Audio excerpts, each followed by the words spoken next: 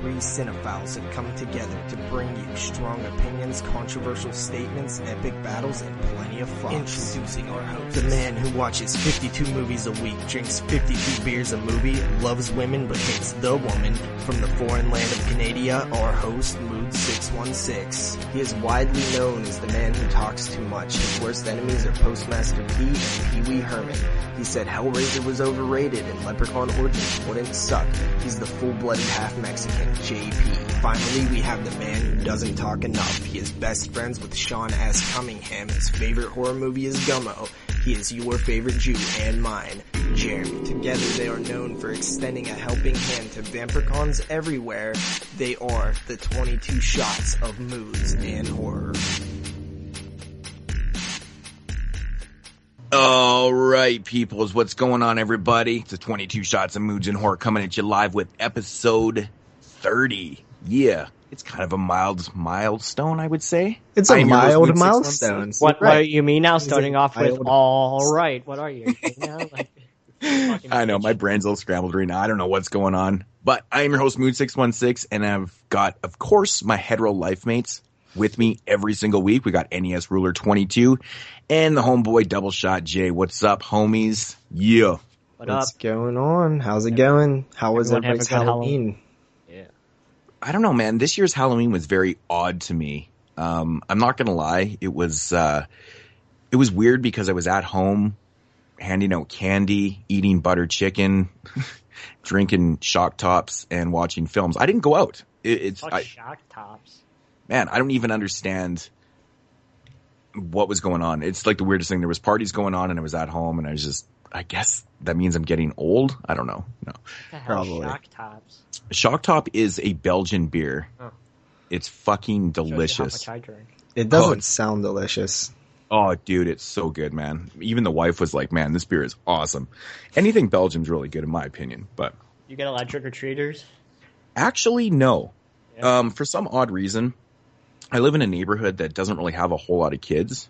We have a fair amount, but they seem to skip our house for some weird reason. I don't know what it is. Maybe it's just the way we're located. Don't go to the weird horror collector's house. Yeah, exactly right. But we only had about 15. And do you guys decorate? Like outside of your house? Not really, no. We've been so busy this year, we didn't really do much this year at all. Even with that said, I was at home and I was just busy right up into the point where trick-or-treaters were even coming to the house. So didn't get a whole lot done, but you know, with that said, like we had 15 trick-or-treaters and my sister who lives, you know, about 3 blocks away had about 45 to 50. So I'm like, wow. Yeah. So there's a big difference. What was you giving out? I was giving out, mini chocolate bars and Maynards. Come on, man. Where's the king size shit? The king size. They don't do that shit around here. But honestly, we were giving out like handfuls, like straight up handfuls. Oh, so that's all right then. At least the kids were getting. Oh yeah, like 15 kids. We went through like over like 100 pieces of candy, so that was not bad. I actually got 0 trick or treaters at my house. Do you live out in the country though, right? Not really. Like, yeah, I guess so. Is there anything called trick or treaters by you? What do you mean? Are there any trick or treaters by you? Period. Yeah, like a mile away is like a huge patch. Like no, not even a mile. Like like 2/3 of a mile. And they just don't really come up here because like we live on top of like a giant ass hill, and like nobody really comes up here. But well, that makes sense. Like, what kind of kid wants to walk up the hill for like a couple chocolate bars? He's like, "Fuck it, I'll stay down at the bowl area and gather up my shit." You mean down a here. couple pennies? Pennies. Maybe a few razor blades. Some candy corn. Did you actually go out and buy candy? No, nobody comes. Oh, you did. So even if they came to the house, you actually were giving them pennies. No, actually, you know what? My gram did buy a bowl of like a bag of Kit Kat like white chocolate bars, or like they're orange or something. And I did notice that the bowl was empty, so maybe they did come, and I just didn't realize it. You just reminded me about that. You have a mouth. Why don't you ask?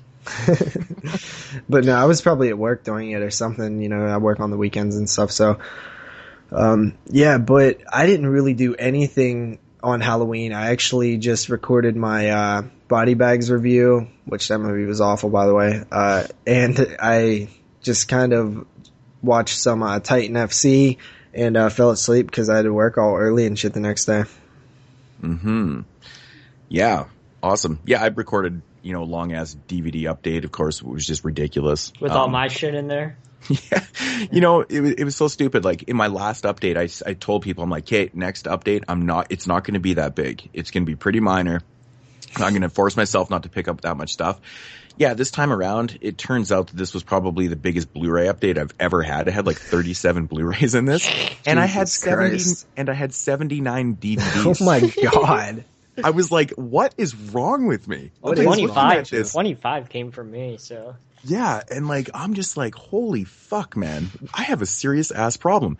But what really pissed me off is that I recorded this Blu-ray update, had it all done, and the fucking video didn't even record. So that was 30 minutes wasted in my life. Then I had to rip to Future Shop, grab a new fucking card because my card was broken, redo this. But yeah, I still had fun doing it. Whatever.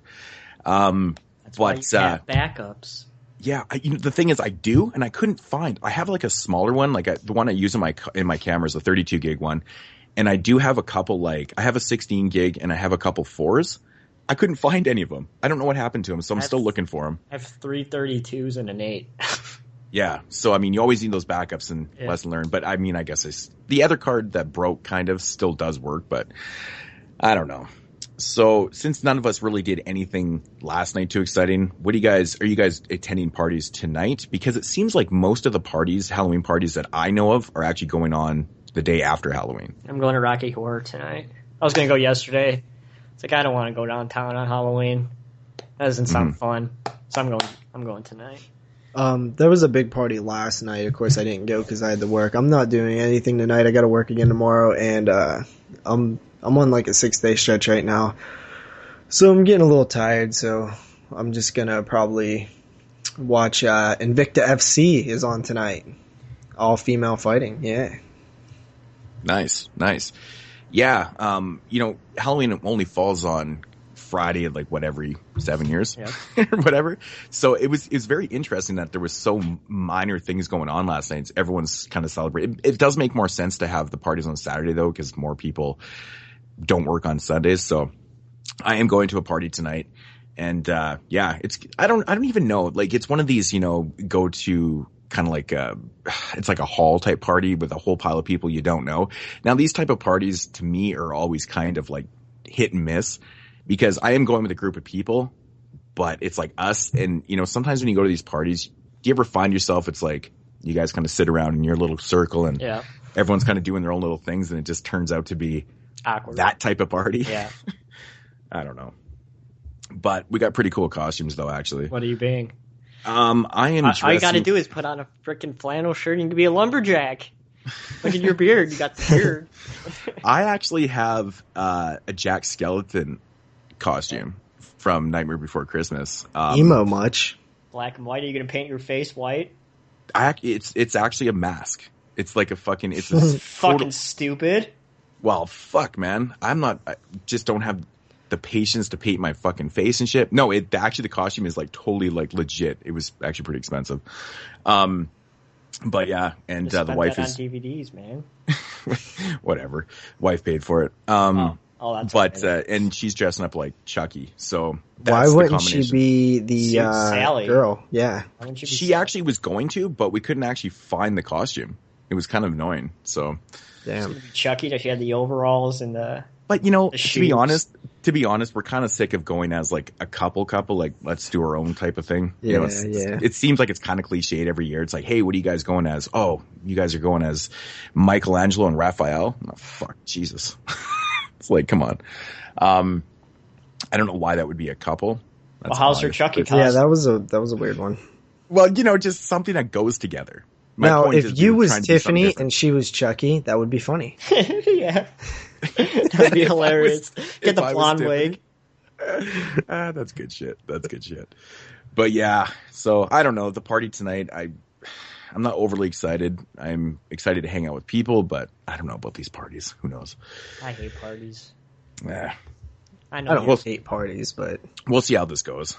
Like I said, it's just sometimes they're awkward, but sometimes they're fun. Who knows? They're hit and miss. Well, does Erin have a Chucky mask? She does. Does it look shitty? A little bit, yeah. Is it like stitched up Chucky? It's kind of like a combination of both. It's weird.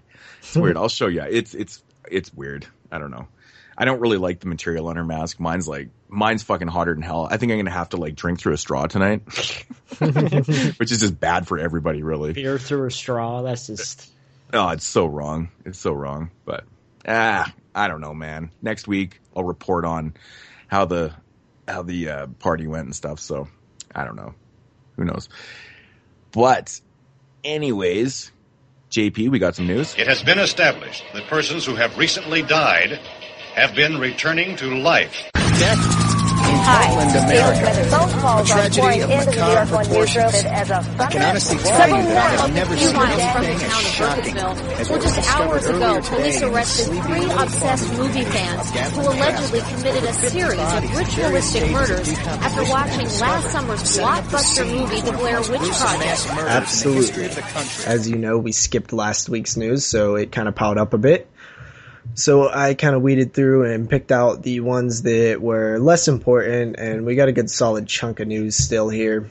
First up, this was kind of a big topic the other week, and that is Cabin Fever is being remade freshly off of Cabin Fever 3. So what the hell is up with this, guys? Why does it need to be done? That isn't the only question that you should be asking. Yes. Why are they using the original script? Yeah, what are they doing? Are they just doing Psycho, but with Cabin Fever? That's what I said, right? I was like, this could give Gus Van Sant's Psycho a run for its money. Yeah. Right? You know what's funny? That everybody said the same thing. It's like, soon as everyone read that article, it's like, wow, this is totally going to be Psycho. Yeah. It's funny how everyone had the same reaction. But, okay, let's try to put some logic behind this. Why would you use the exact same script as the original film? Like, what are you gaining from this? I can't figure it out. It's obvious, like, okay, everything is usually obviously a cash-in, all right? But at least some people some producers try to disguise it as something else.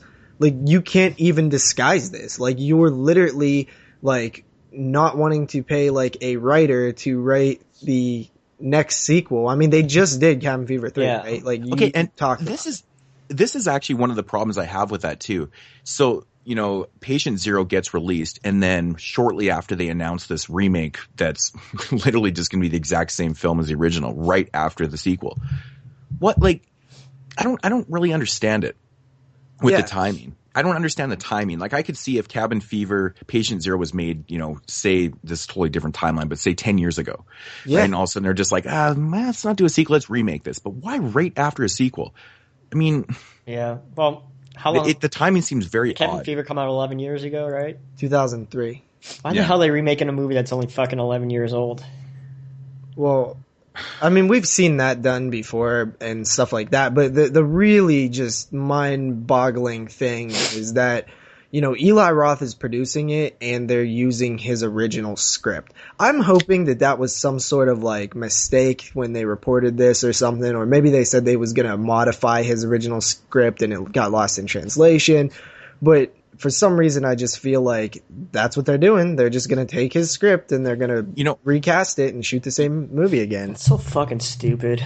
When I first read the article, I took it as, okay, now they're using Eli Roth's original script.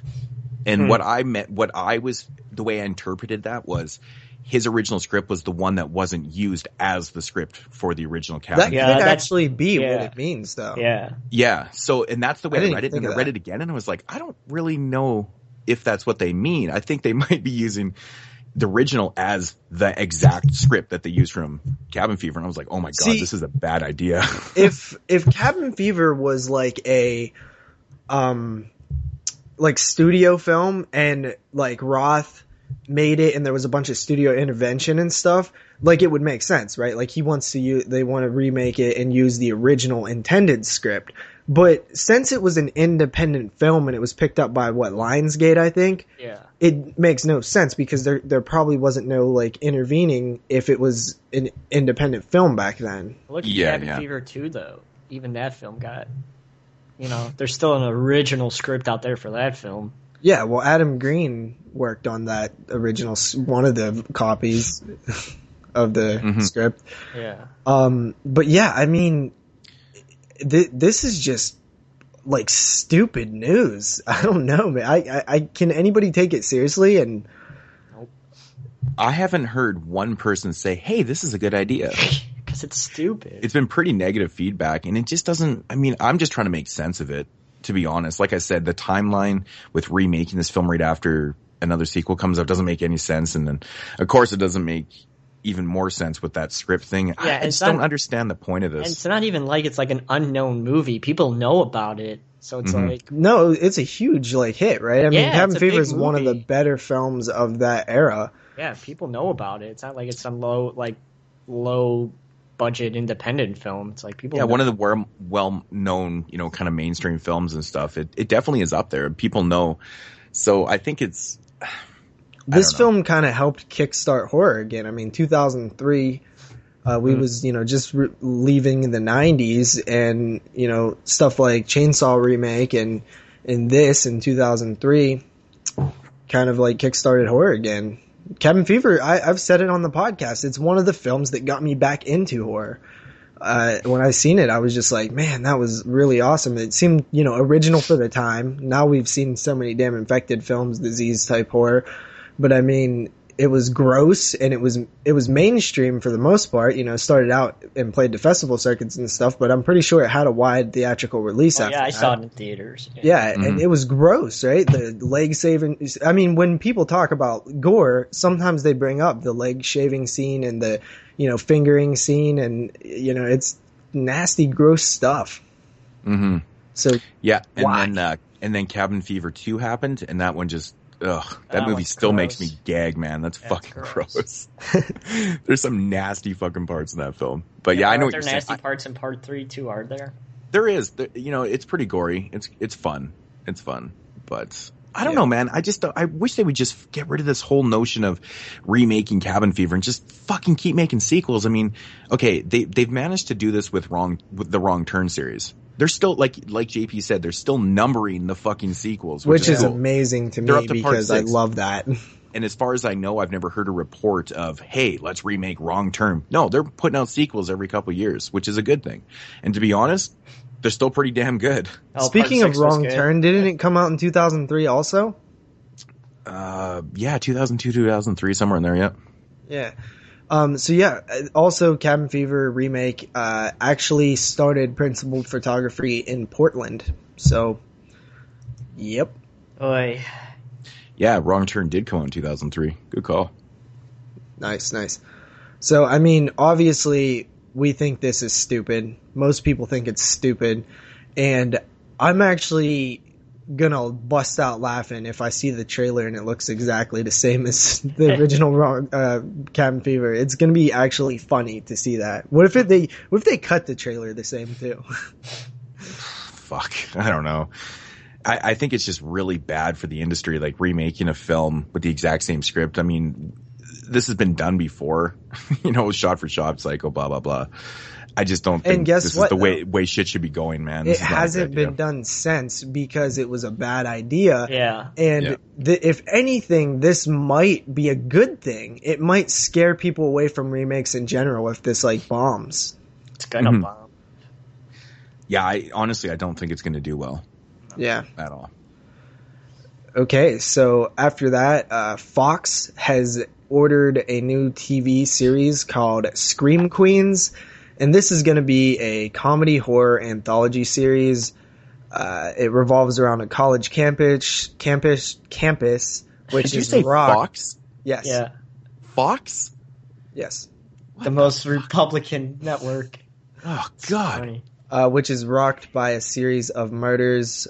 They ordered a 15 one-hour episodes, and it's set to premiere in the fall of 2015, going into production in the spring, and it is going to be on Fox.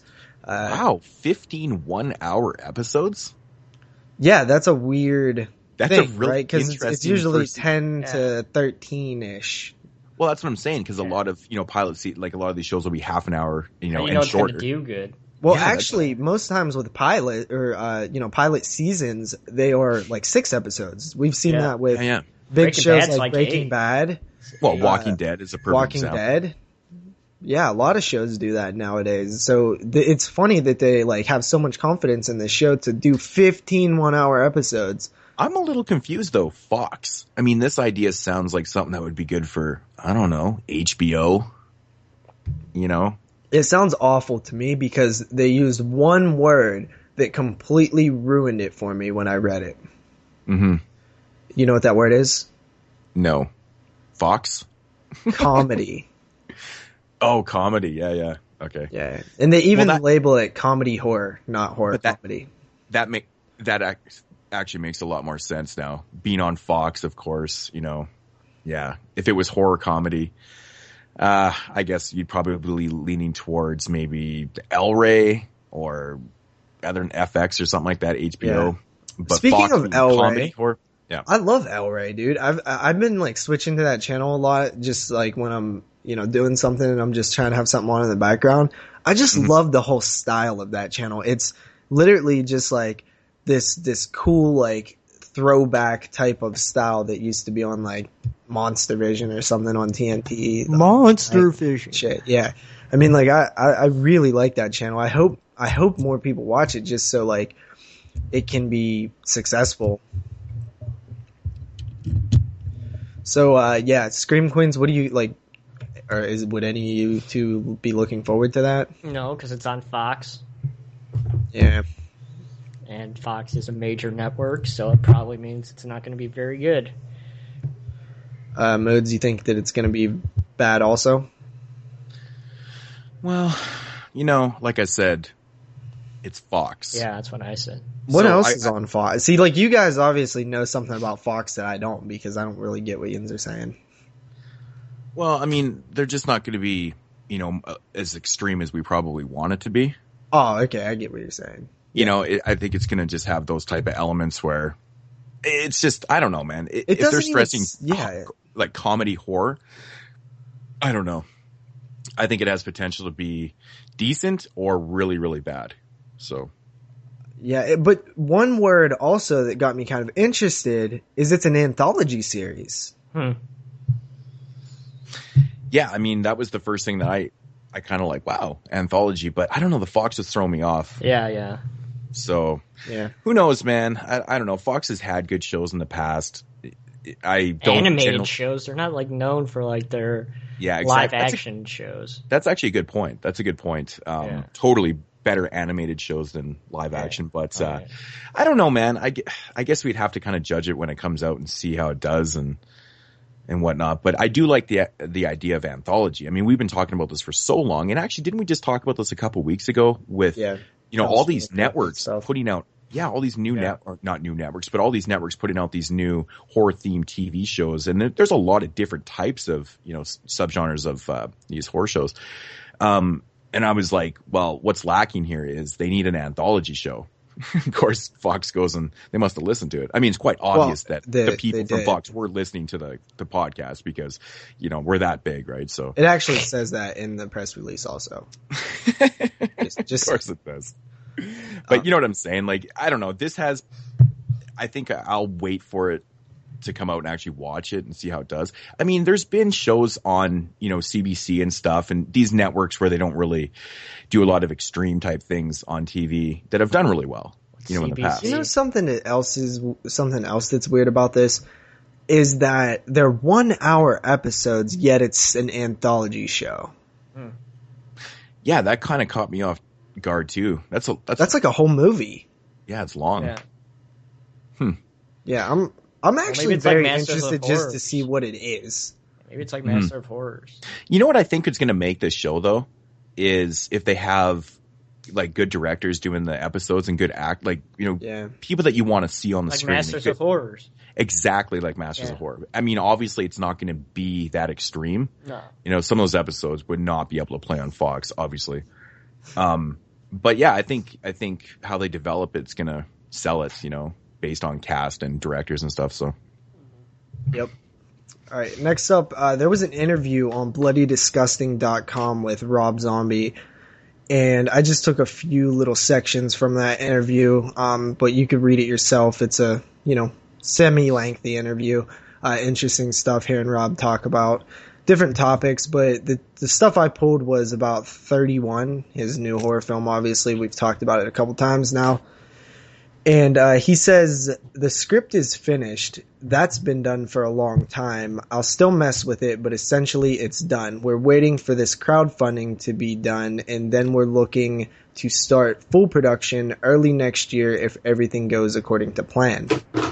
So, it looks like it's moving forward, and I'm pretty sure that crowdfunding thing was successful. He does talk a bit about it in the article, the interview, and he said that he was a little bit hesitant to do it because he didn't really know much about it, and he said that he wanted to make it more of like a store, like people are, buying stuff and they're supporting the film instead of just stealing people's money. He said something along the lines of that, and he said that would be pathetic or something. Yeah. So we talked about that. Yeah, I thought it was funny. And then he goes on to say, I would say out of all my films, this is going to be the most brutal. It's pretty intense, it's pretty humorless, and it's pretty all out. That humorless thing is great. I'm like hearing that. I think that even, I'm like, comedy in my horror occasionally. I just think that it's almost everything has a lot of, like, nothing is purely horror anymore. Like, there's always, even if it's brief scenes of comic relief, it feels like there's nothing that's straight intense horror anymore that comes out, and it kind of annoys me. You sound like one of those extreme elitists, man. Come on. Oh, I'm just fucking with you. But you know what I'm saying? Yeah. Yeah. I mean, I think nowadays with, society being as fucked up as it is, I think a little comedy here and there is always good for people. But I understand where you're coming from. I agree too that yes, I do like those films too, but I'm just saying, why is there like zero of the other ones? Like, I want a fair mix. It just feels like, okay, let's take Texas Chainsaw Massacre, right? The original. There's like no comedy in that movie. Now, you can take The Cook and The Hitchhiker and find funny things in there when you've seen it a couple of times because it's very, very dark humor. But that movie is so serious that there's no really room for comedy. And I look at Devil's Rejects and say the same thing. Yeah, Captain Spaulding says funny things, but it's not in a funny way. It's actually in a like scary, dark way.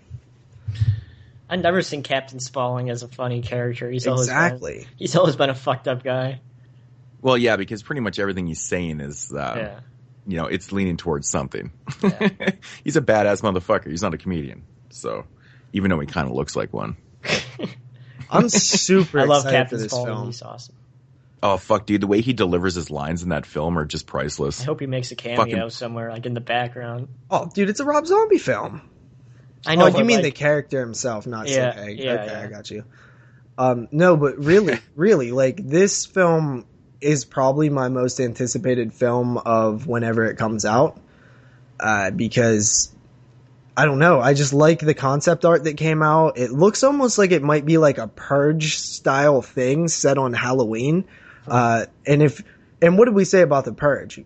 Fantastic concept, but poorly executed.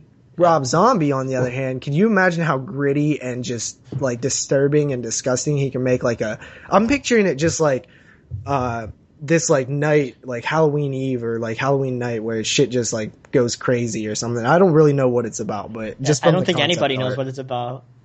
I think that's a good thing. Yeah. Yeah, obviously. I mean, it's forcing people to reserve their judgments until that motherfucker comes out. Yeah.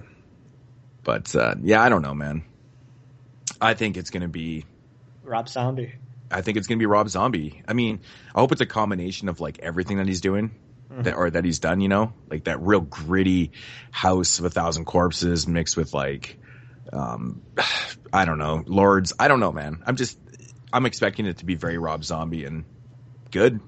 Yep. I mean, I'm a supporter, so. Yeah. I'm super excited for this one.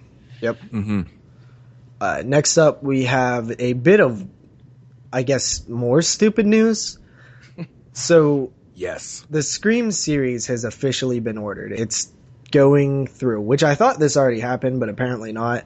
MTV is MTV with the Weinstein Company, Dimension, but here goes something a little weird.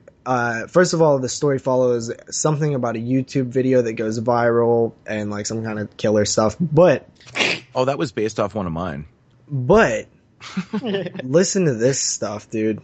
So apparently somebody actually owns the rights to the image of Ghostface. So as of right now, there is no Ghostface in this. Wait, how could someone own the image to Ghostface? I don't know. How does Weinstein or Wesley Craven doesn't own it?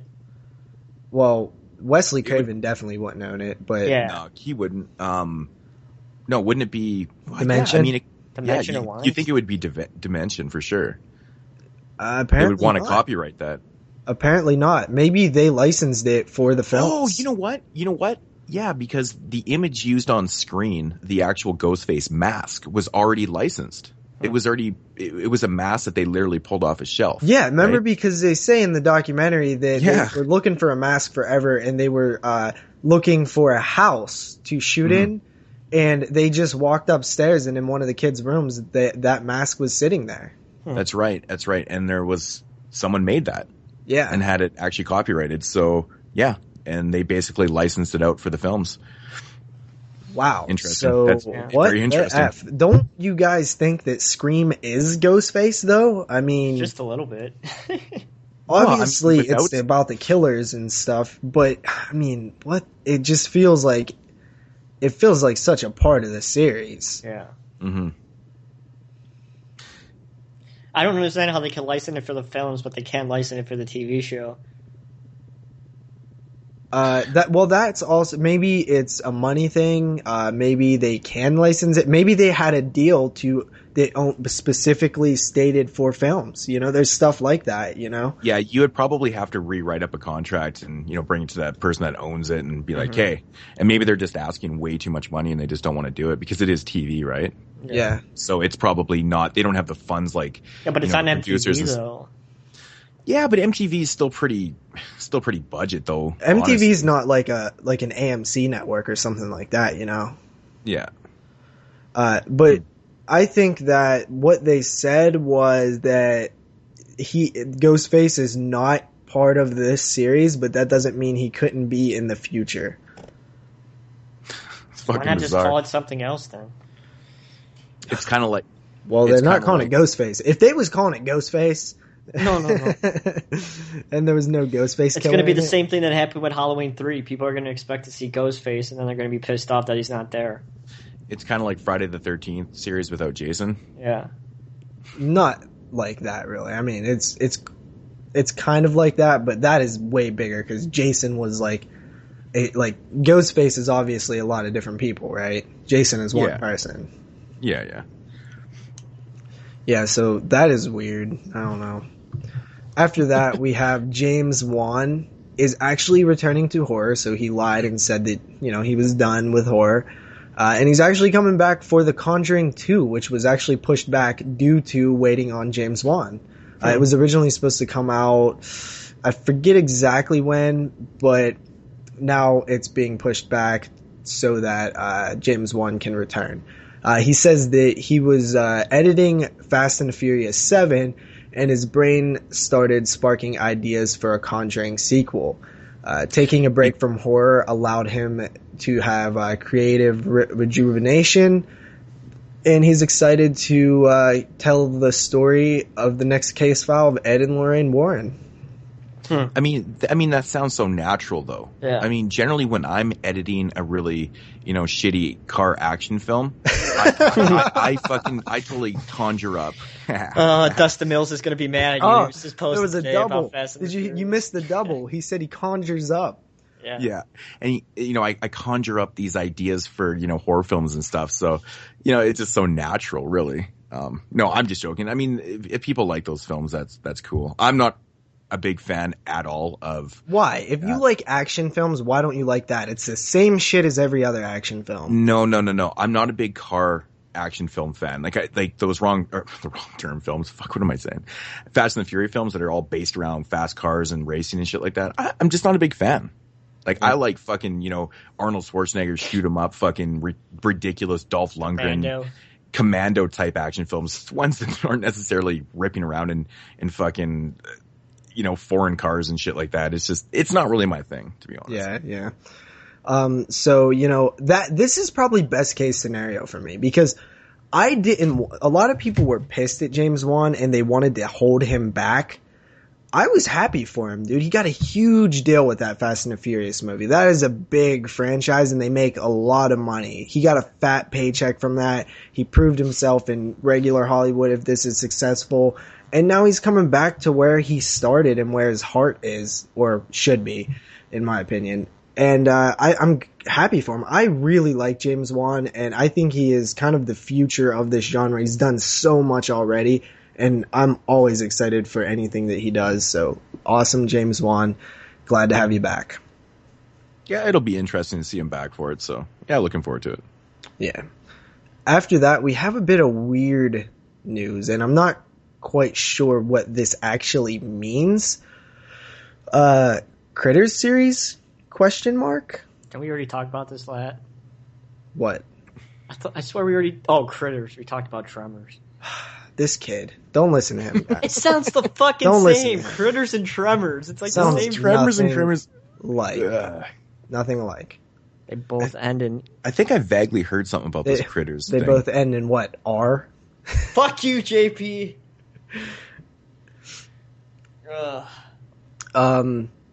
Technically be an S. It's RS. So, yeah, this is going to be a Warner Brothers produced digital content division that will roll out short forms of content? What? Including Mortal Kombat series, and the new division is called Blue Ribbon Content, and one of their things that are in the work is Critters, the series, or something. I understand the translation. All that translates to fucking shitty. Right there. Can you break it down a little bit? Seriously? More? Seriously? Okay, if you're gonna make something sound that technical in your description, it's you're covering up for something. Why not which just call is it like just digital series? Yeah, a big fucking pile of shit. Yeah, why don't you just call it like digital series like Netflix does? Why didn't they like name it all this stupid shit? Yeah, that's a ridiculous I see where you're coming of it. from. Yeah. So wait, this is going to be like I'm so confused. Is it going to be like an online series or? What are they? That's I kind don't of what understand what they mean about a short. Is it going to be like a web fucking series? That's what I said. Yeah, I mean that's kind of what I gathered from that. Yeah. Through that mumble jumble of fucking like Netflix series, but it's going to be for Warner Brothers. Mm-hmm. No, because a Netflix series is an actual series that is on Netflix. These are like short films, or they're like short, web series are usually like 2 to 10 minutes or like 2 to 15 minutes or something. Is it going to be like that? Because that's awful. I don't even see the point of that. Yeah. I mean, if they're going to do like little webisodes and stuff, like I don't really get for Critters too. Like unless it's leading up to something, but digital series makes more sense. I don't know. I don't know how to interpret it. Well, it is written by the people who did Teen Titans Go. Okay, that makes it so much better. Thanks, JP. What the fuck is Teen Titans? I think it's like an animated show. Oh, yeah. Okay, that makes sense. So is that what they're leaning towards? I actually think it's a comic book. I swore it was a TV. So Critters is going to be like an animated webisodes, maybe? Who the hell knows, dude? I don't more as we learn more, I guess. After that, it was an animated show. After that, we have Don Mancini, who was recently talking about Child's Play. I guess he's still working on that next Child's Play film, but he said that he had an idea for Child's Play set on a train. That's not the worst idea in the world. It's like, why not just send him to space next? Yeah, but I mean, I like the claustrophobic thing, like about films set on trains, but Child's Play, and Chucky, because he can just like when you look at Terror Train and like how's the killer like moving about, he has on like different masks and stuff that were like from the party goers, but Chucky can just stop and sit there. You know what I mean? Like when somebody comes, because he's a fucking doll. So I mean, it could work, right? Is there actually a storyline to this? Like why they're stuck? Are they stuck on a runaway train, or are they stuck on a possessed train? I don't know. I don't know if they're stuck at all. They could just be on the destination, and Chucky's like slashing them up. It actually doesn't sound that bad. I like anything to do with trains and stuff. Pretty cool stuff. Chucky on a train, though. Like I said, I think it makes sense because whatever. I mean, he's a doll, so he could just stop moving when he can navigate through the train easily. I mean, let's face it. I'd rather see Chucky on a train than in space. I'd rather see Chucky anywhere, so I'll watch it anyway. See? Yeah, I think a train is a good idea. I mean, it didn't necessarily work too well for Jason Takes Manhattan, although those scenes were pretty cool on the You could go in a trailer park, I'll still fucking watch it. Really doesn't matter, I'll watch it anyway. What if he was battling Freddy? Yeah, I'll watch it. Because Don Mancini also went on to say and I've heard him say this before, like he seems to really want to do this. His pitch for Freddy vs. Chucky is Child's Play on Elm Street. Chucky ends up at some kid's house on Elm Street, and Chucky and Freddy inevitably meet in the dreamscape. Chucky sleeps. Why not? Chucky sleeps. Chucky dreams, and they have... but that's bullshit, though. Chucky doesn't need to sleep. He's a fucking doll. Chucky He's would get also his ass a human. Get his ass kicked. I guess. But they realize quickly that Elm Street isn't big enough for the two of them, so they riff on Dirty Rotten Scoundrels, and they have a contest who can kill the most teenagers before the sun comes up. I was going to say, I thought it was going to be like Chucky versus Freddy. I was like, Freddy would kick Chucky's ass in 2 seconds. That is too good. They have to get Johnny Depp back for that one. Yeah. Right there. I don't know. I mean, I'd rather honestly... see Chucky versus Leprechaun. That makes a lot more fucking sense because they're about the same height. Yeah, that's what I mean. No. It's like I never liked that idea. Chucky versus Freddy. That's just weird. I think it would work if you said it with like wisecracking Freddy, because they're both wisecracking like funny guys. Mm-hmm. So imagine them like ripping on each other. You know what I'm saying? But I don't necessarily want to see that film. I'm just saying if it happened. It's Chucky's. Okay, going back to the part where you said where Elm Street's not big enough for Freddy and Chucky, what is fucking Elm Street, a cul-de-sac or something? Just a little mini street? I don't get it. How is it not big enough for the two of them? Fuck off. Because just like it wasn't big enough for Freddy and Jason, right? I mean, that's the whole reason they fought, is because Jason wouldn't stop killing all Freddy's fresh souls. Yeah, but I don't know. That makes sense, I guess. Well, I mean, let's be real. Like, Freddy would destroy Chucky. Oh, yeah. 2 seconds. And it has nothing to do with size. Oh, yeah. Freddy's just Freddy. I mean, fuck. He's got knives on his fingers, man. All he's got to do is just go in Chucky's eyes and go, there you go. Game over. Now you can't see. Then he's just going to kick him. And that's the Don end. Mancini, let me just give you a word of advice. Just write the next Child's Play. Don't make it gimmicky. Just write a new fucking Chucky movie, dude. It's all good. Yeah, I agree. The last one did good, so. Now, if you want to bring up like Freddy versus Jason 2, I would be down with that. So, I'm looking at you, Sean S. Cunningham. Wonder why they never made a sequel to that. Cunningham. My best friend, come on. Oh, man. I have his number. I could call him. We hang out all the time. You know what? It actually is truly amazing that there has never been a sequel to Freddy vs. Jason. Yeah. I know. It is actually kind of crazy that nobody's really pushed for it and done it. It's pretty wild. But maybe one day. Without Robert Englund. Actually, we're more likely to see a remake of Freddy vs. Jason before a sequel. The same exact script. Same exact script, everything. Yeah. I don't think Robert will come back. Yeah, so after that we have a update on the Trick or Treat director, Michael Dougherty. He's making a film called Krampus, correct? And he is an evil Santa Claus, right? That's like kind of what Krampus is. Yes. They're basically pushing this from the November 25th release date of 2015 to the December 4th release date of 2015. That's a whole year away. Yes. So this film is, based on the ancient legend about a pagan demon who punishes the wicked. My only beef with it is that, of course, it's this isn't a beef. It's an anthology, which I love. Let's have the director of one of the best anthologies, the best holiday anthology. Let's have him do another holiday anthology, but this time with Christmas. Mm-hmm. So that's a fantastic idea. My only problem is it's a goddamn horror comedy. Why? Well, Trick or Treat had some comedic aspects. I would never call Trick or Treat a horror comedy. I didn't say it was a horror comedy. Yeah, but this is a horror comedy. Yeah, I mean, the Trick or Treat was never meant to be a comedy, but no, there's funny parts. There's a difference between having funny parts and being a horror comedy. Oh, completely, completely.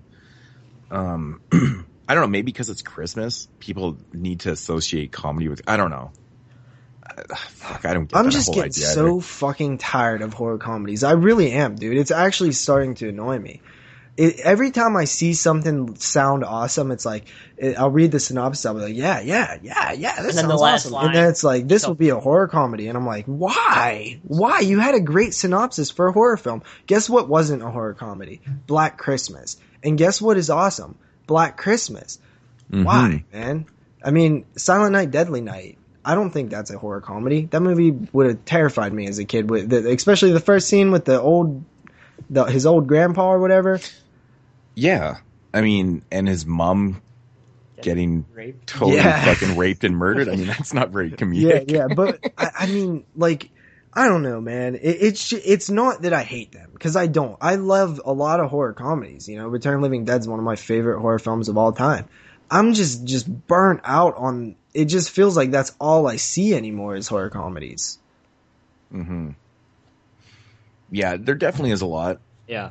Let's see a little more serious, especially with holiday, like Christmas. I mean, does it necessarily need to be funny?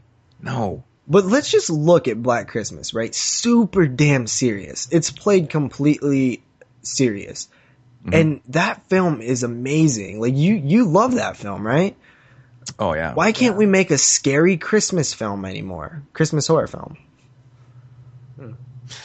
I mean, there is quite a few, though. I mean, Christmas Evil is not a comedy at all. Let's talk about ones that have come out in the past 10 years. Christmas horror films. A Cadaver Christmas. I love it, but it's a goddamn comedy. Has there even been that many Christmas horror films that have come out? Oh, yeah. There's a bunch that came out. The opening scene in Santa's Sleigh is fucking hilarious. I would have to see a list to...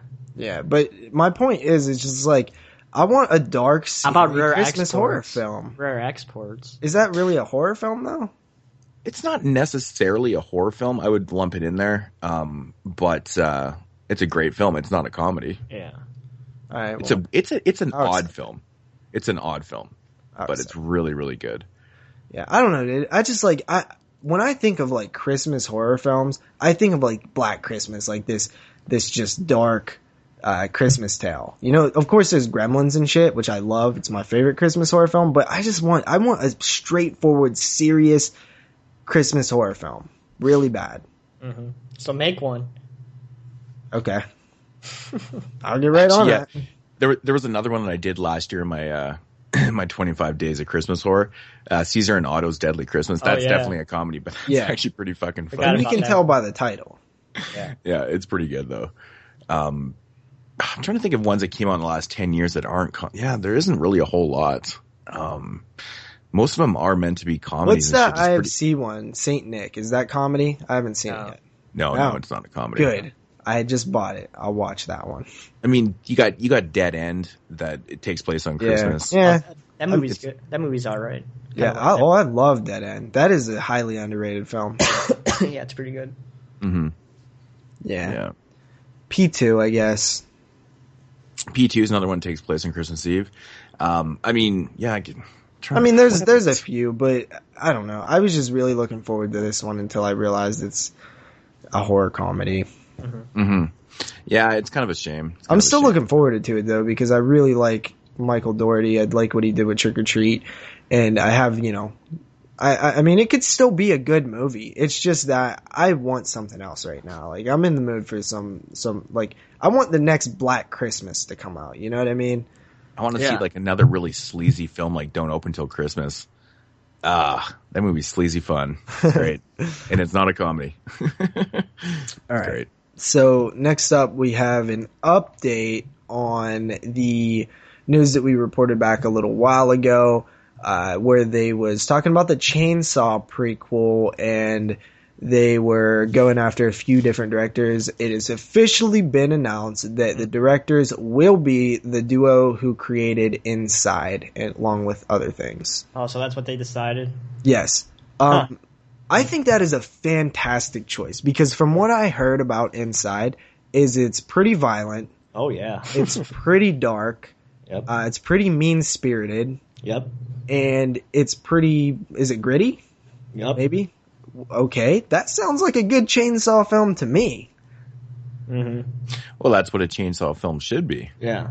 Yes. Exactly, like something like Inside. I mean, not like Inside, but, like the effect Inside. of it. Yeah. Chainsaw should be less like Chainsaw 4 and more like the original Texas Chainsaw 3D.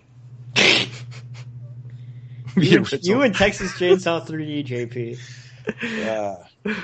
You sure love that film, man. I kid. I almost, like, you guys have made me like it even more because everybody hates it so much. I never said I hated the film. I don't think it's... I don't hate the film. Wait till we I think it's eventually great. do a Chainsaw show, and I'm going to blow your mind when I defend this film, and you guys will be like, yep, you were right. This is actually a quality Chainsaw film. Mm-hmm. And then I'm gonna blow your mind by saying Part 3 is my favorite in the franchise. Anyway, Part 4. Anyway, I'm just joking. All right, I was about to say. You know that's not true. I was hoping, but I mean. Hey, yeah, my favorite Halloween is Halloween Resurrection. Yeah, how does Chainsaw make it into my top? Yeah, how does the original TCM make it into my top 30 films of all time, and then Part 3 not be there? Right. Yeah. So, obviously, I guess so. So yeah, I think that's great news. I'm really excited about this. I get excited when a new Chainsaw comes out, and I'm potentially more excited about this one than I was about 3D, simply because this one's starting off in a great direction. When 3D was announced, it was a sequel to the original, which was a good direction, but then they announced like Trey songs and stuff like that. So, yeah, so I mean, oh man, I can't wait. I literally can't wait. I love when this type of news gets announced. I'm really excited.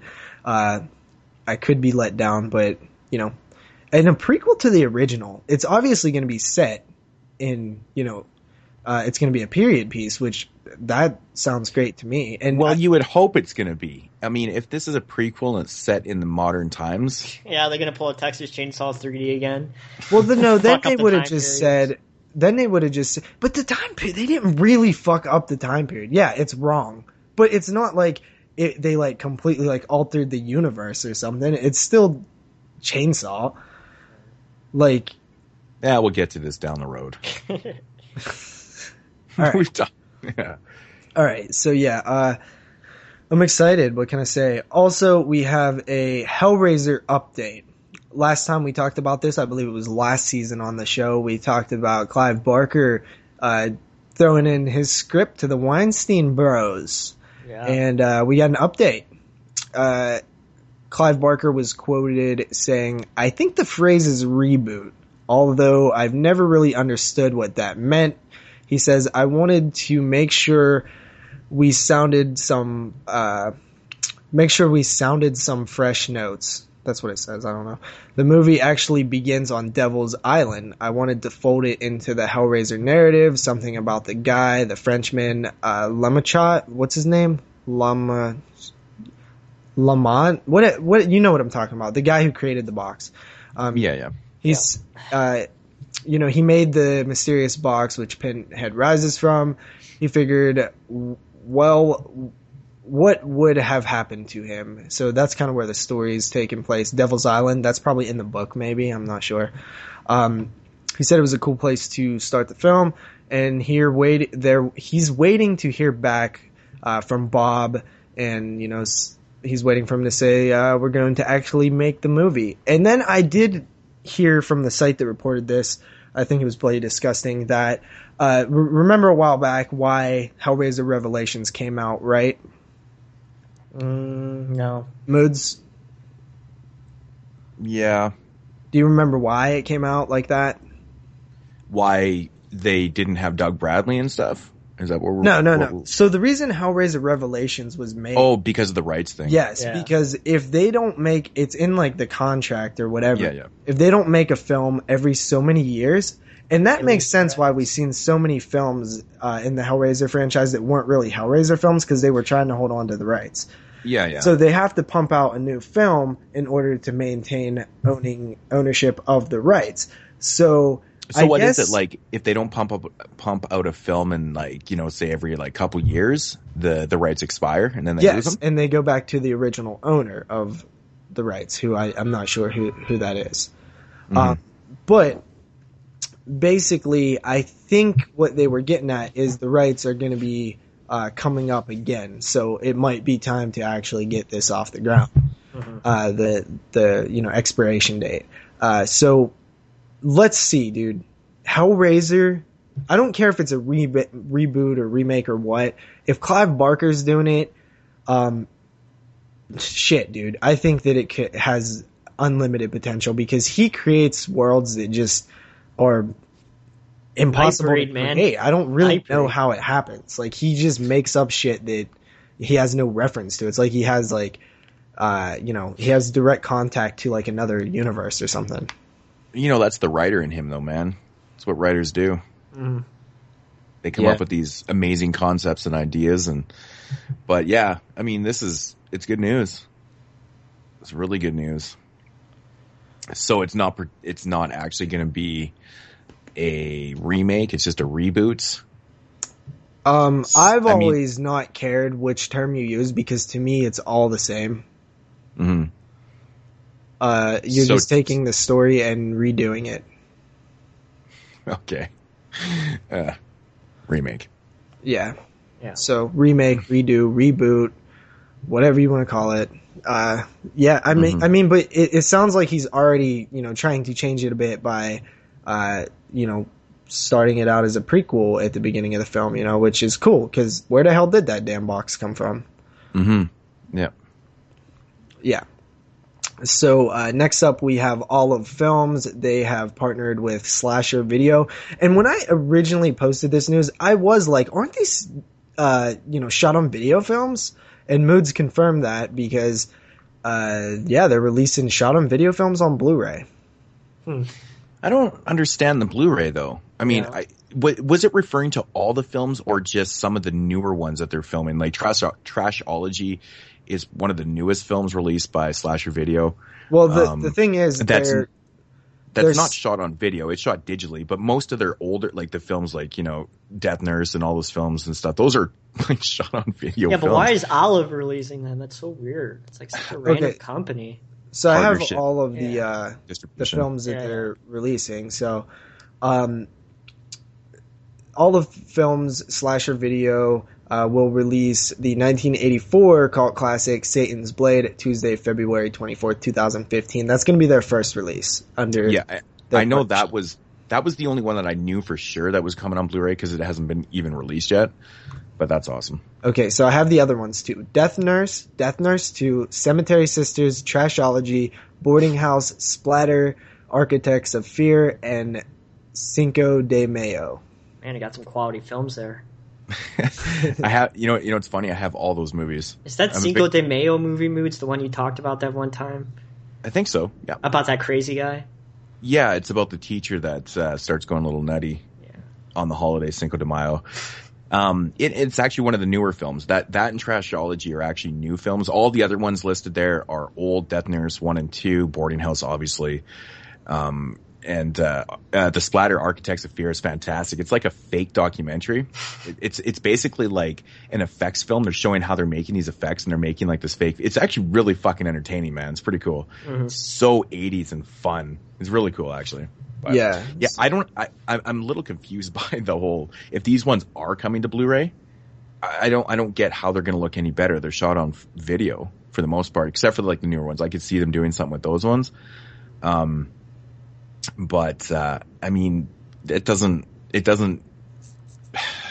make me want to upgrade my DVDs that's to not Blu-rays. The greatest partnership that, like, I don't know. Like, I'm just not really that into them. So yeah, I don't like shot on video either. I don't not like shot on video because sometimes I find that shot on video stuff has this charm to it that these newer independent films does not have. And it might be like nostalgia or even just whatever. I think the thing is with a lot of these newer type films that are kind of trying to be like that era, because they're trying a little too hard to be like that. With these movies that were coming out in the 80s were, they were trying to make a film. They weren't necessarily trying to make it a piece of shit. Yeah. You were exactly right. And I say this all the time. So then you see like Boarding House come out and you're like, oh man, you watch it nowadays and you're like, fuck, that movie's, it's so bad. It's good. It's actually really, it's like Redneck Zombies. Yeah. And shit like that. Like now you're making films a little too much on the purpose side of making a shitty film for the sakes of making a shitty film. And hopefully people like it. And that's the thing I like about the Polonia brothers from back in the 80s and stuff too. Like their films have so much charm and they did everything themselves. They acted, they directed, they wrote, shit like that. And which films? Splatter Farm. They're probably most famous for Splatter Farm. Yeah. That one's really famous. It was released by, totally blank on the company right now. But yeah, the Polonia brothers have done lots of pretty good stuff and it just had that charm to it, Yeah. But I don't know, getting back to the whole Blu-ray thing, I just don't understand how these movies could look any better because you can't really upgrade digitize them. Yeah, the quality. In fact, I've heard that if you try to, put these films into 1080p or whatever, it actually lowers the quality of them. So I don't know how good they're going to, it is really weird. So I don't really understand how this is going to work. Mm-hmm. But it's very, good on Slasher Video if it works for them because, they're getting out there and stuff. But yeah, but I also don't really understand if they are just releasing them on DVD, why?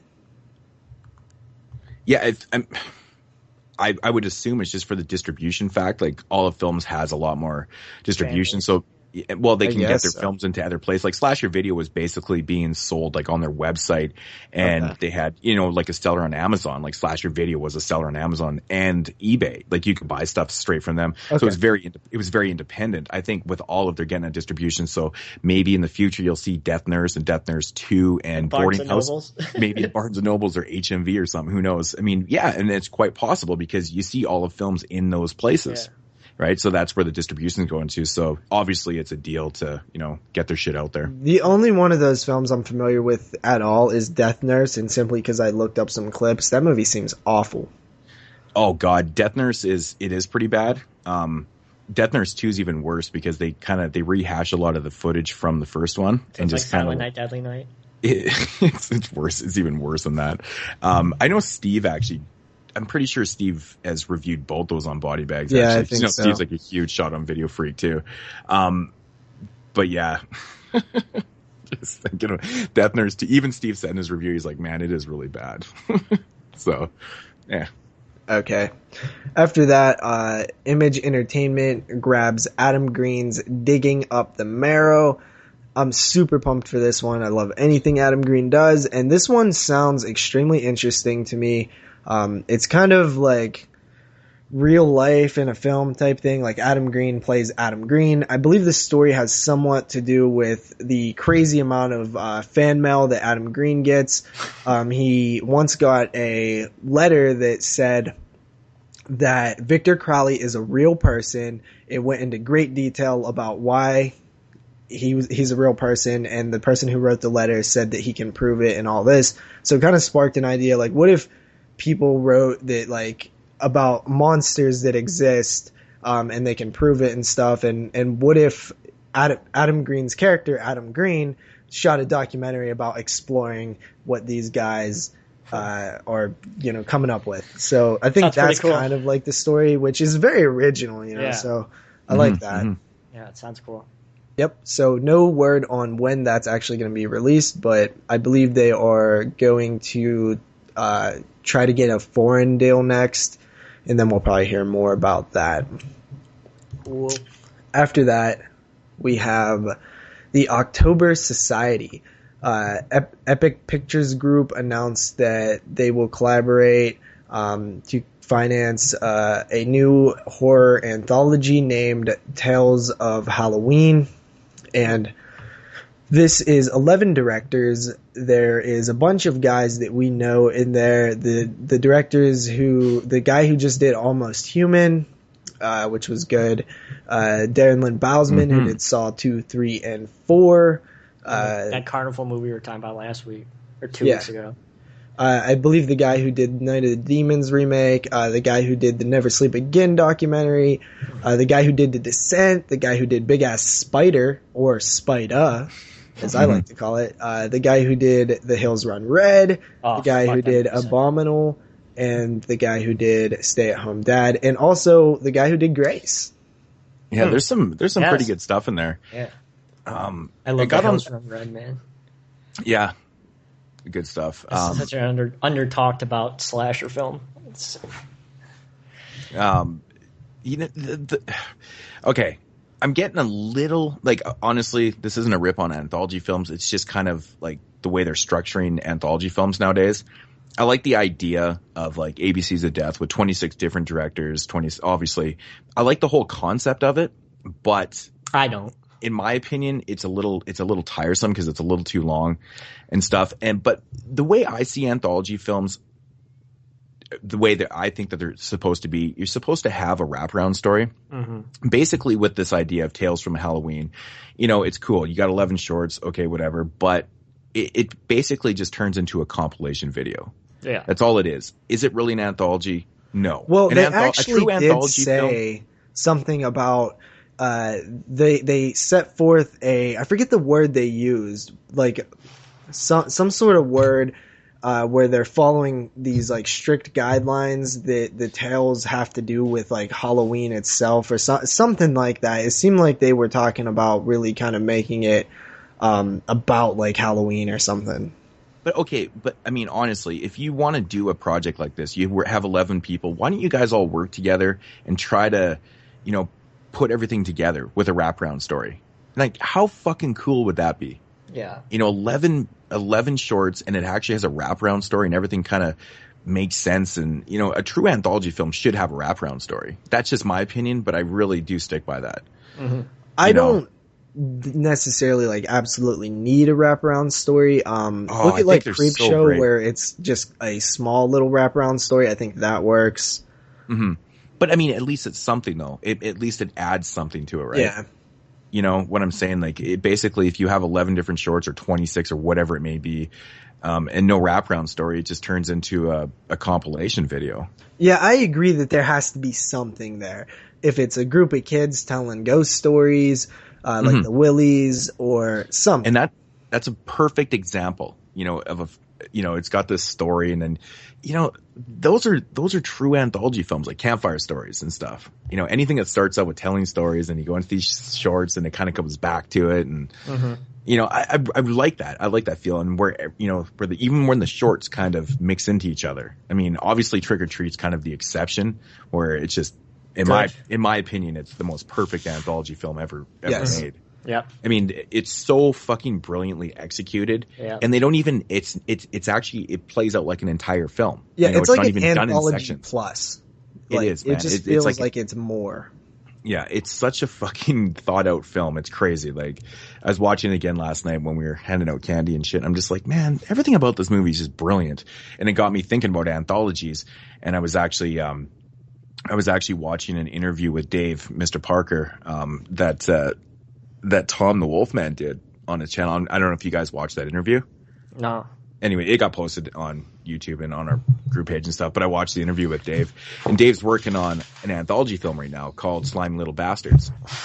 and it's 3 shorts, and he actually that's an anthology film. So that's what I don't like about ABC's Death 2 and this one, because you're gonna have too many bad ones that are gonna make it shitty, and then it's gonna make the experience bad. You find that the bad are outweighing the good a lot. That's like, I'll talk about ABC's Death 2 in a little bit, but it's like, ugh.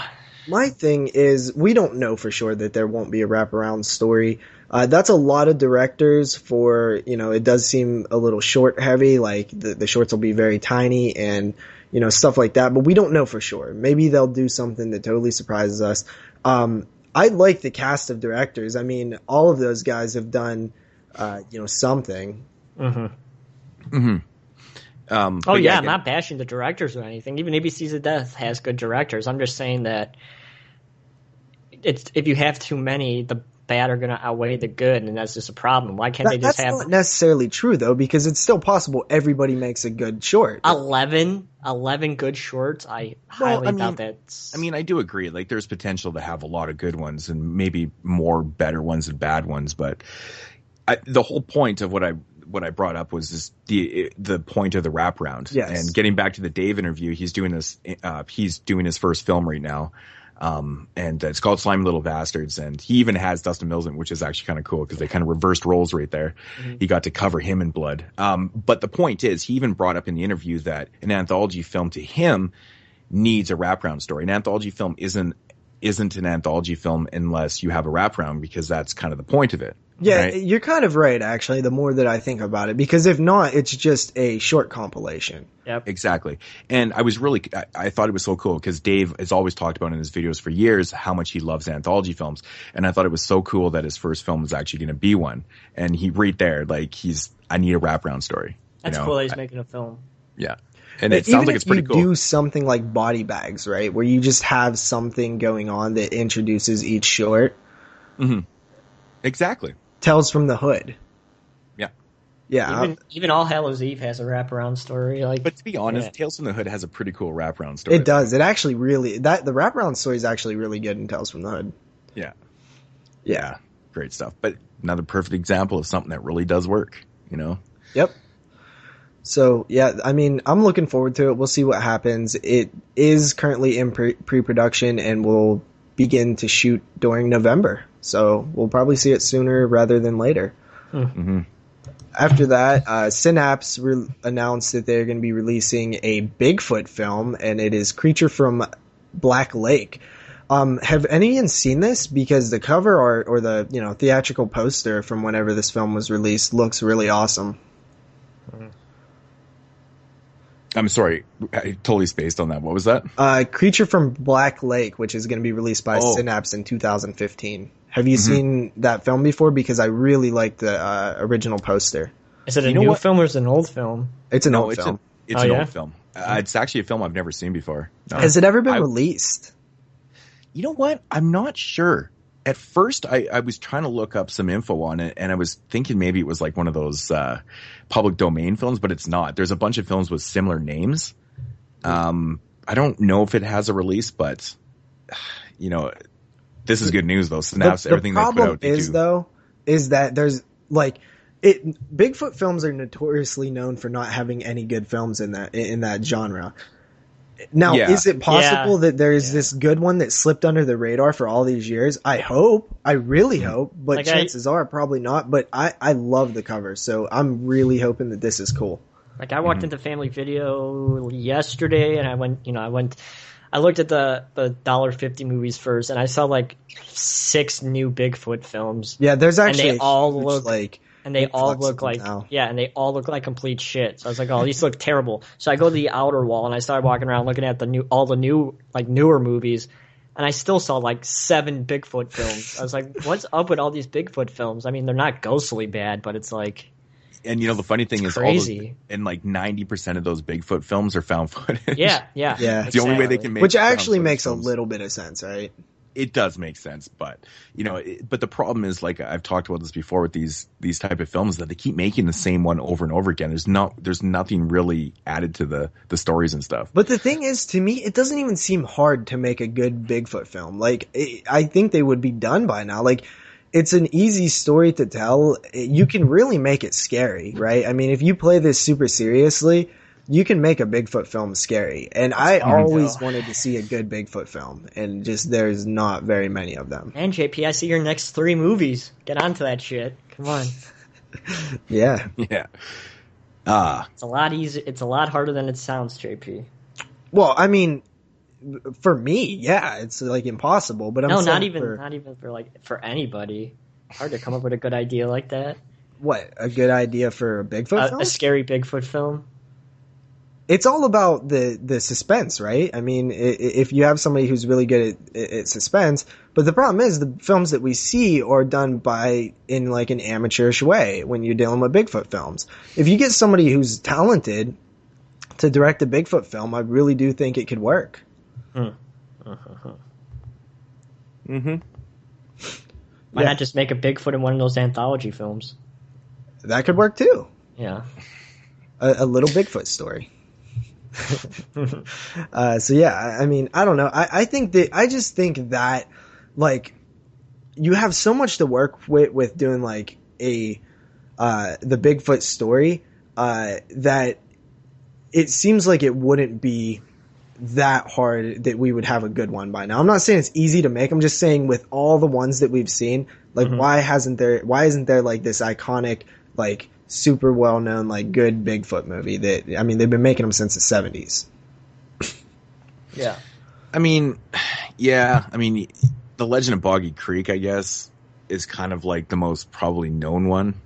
Yeah. That one has like mixed opinions on it, though. Some people like it, some people don't. But you're right, though. There isn't like really one huge good one stick out, Bigfoot, Sasquatch, or Yeti film, or whatever you want to call them. But when I do think of, Bigfoot films, I do think of The Legend of Boggy Creek, though.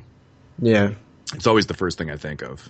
I mean, if you can make a really good, dark, scary werewolf film, like, why hasn't there been a Bigfoot film? It's kind of like you're doing the same thing, you just have a different creature. I do think most of the good ones, or most of the ones that I've known or seen, have come out in the 70s. Yeah. Creature from Black Lake came out in 1976, so it was like right in the middle of like about 100,000 of them that came out in the 70s, because they were just apeshit crazy over the Bigfoots back in those days. But so I mean, it has potential, I guess. There's some decent ones, but there isn't like that bona fide one, with certain subgenres of horror. When you think of I mean, you look at any subgenre and there's these standout bona fide gems that are in that genre, but I don't know of a Bigfoot one, and it just surprises me because it's similar to other genres that you can make scary and dark, and it just, why hasn't there been one? Yeah. Mm-hmm. I think my favorite Bigfoot film of all time is Night of the Demon. I actually just talked about this in a video of my favorite films from 1980. It's it's absolutely completely ridiculous, but it's a fun film. It's basically just Bigfoot slasher film. Bigfoot's going around picking off people, ripping off penises. It's a fucking good one. Peniles. It's such a funny movie. So the last bit of news is Scream Factory.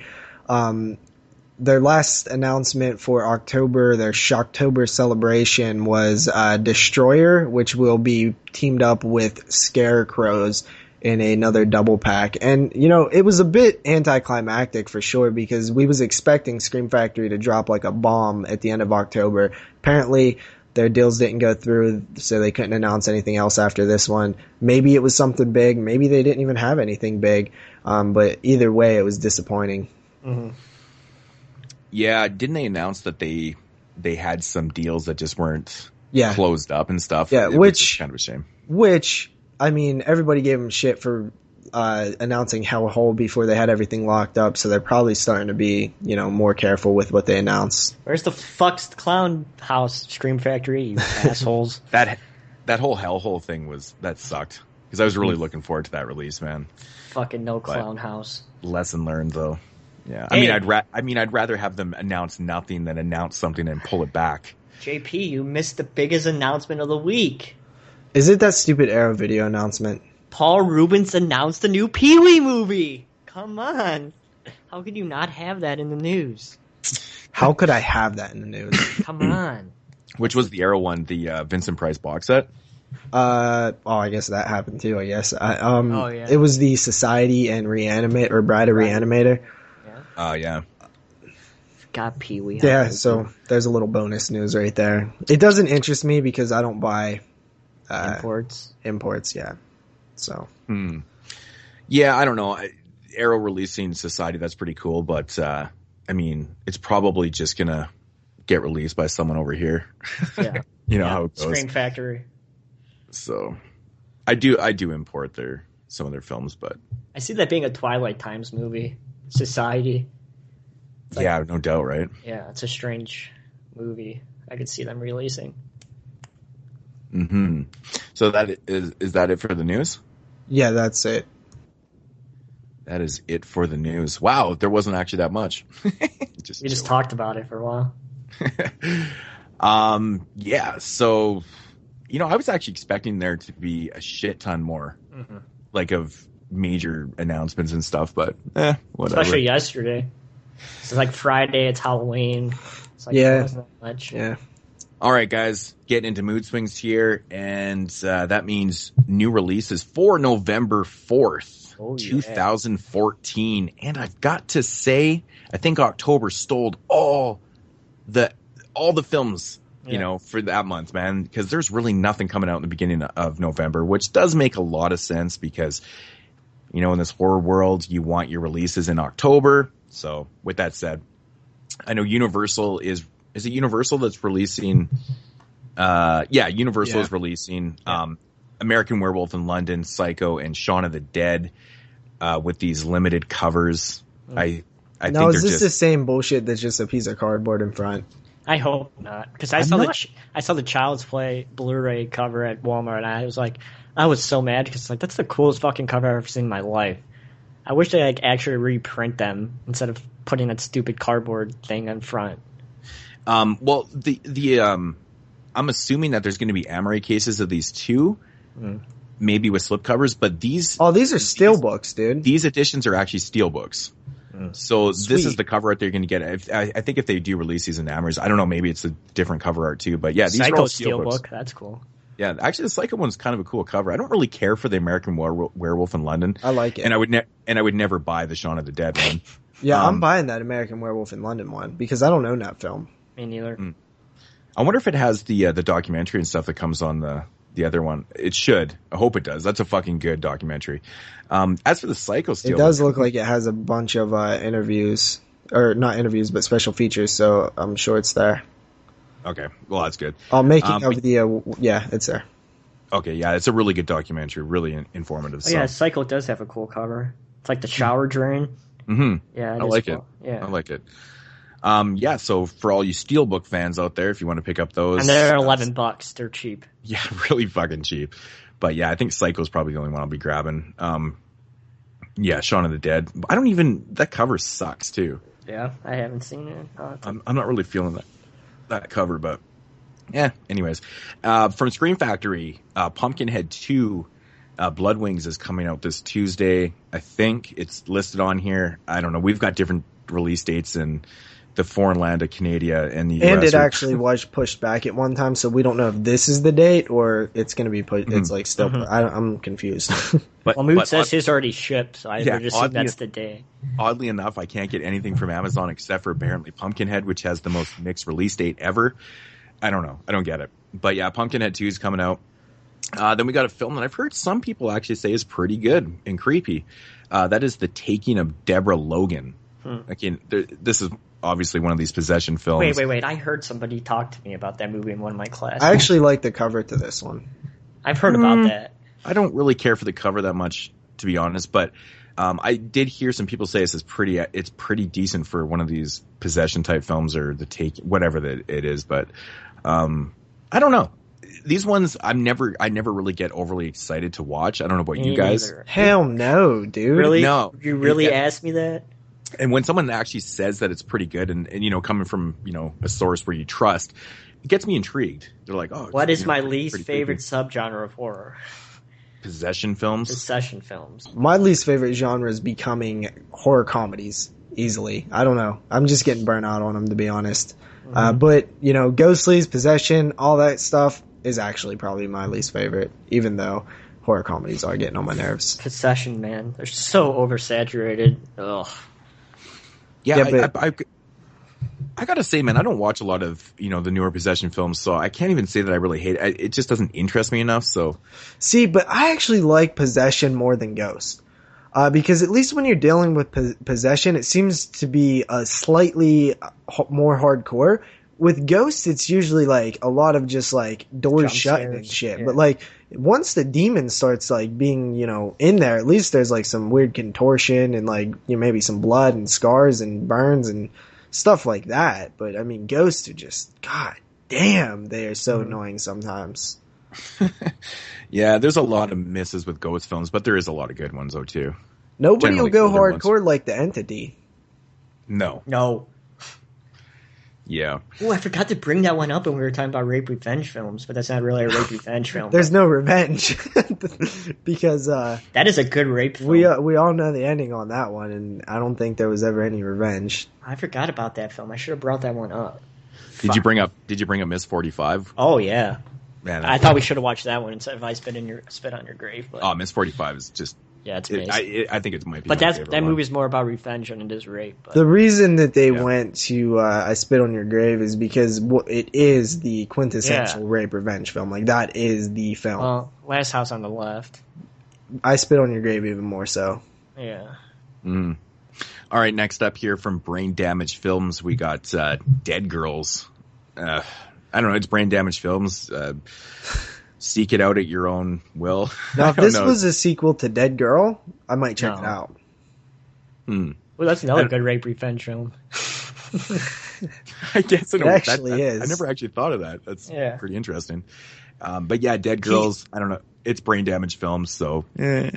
Teeth is a good rape revenge film. Really? I think that's an objection film more than a rape. Or the monstrous feminine type of a film more than. It's still a rape revenge film.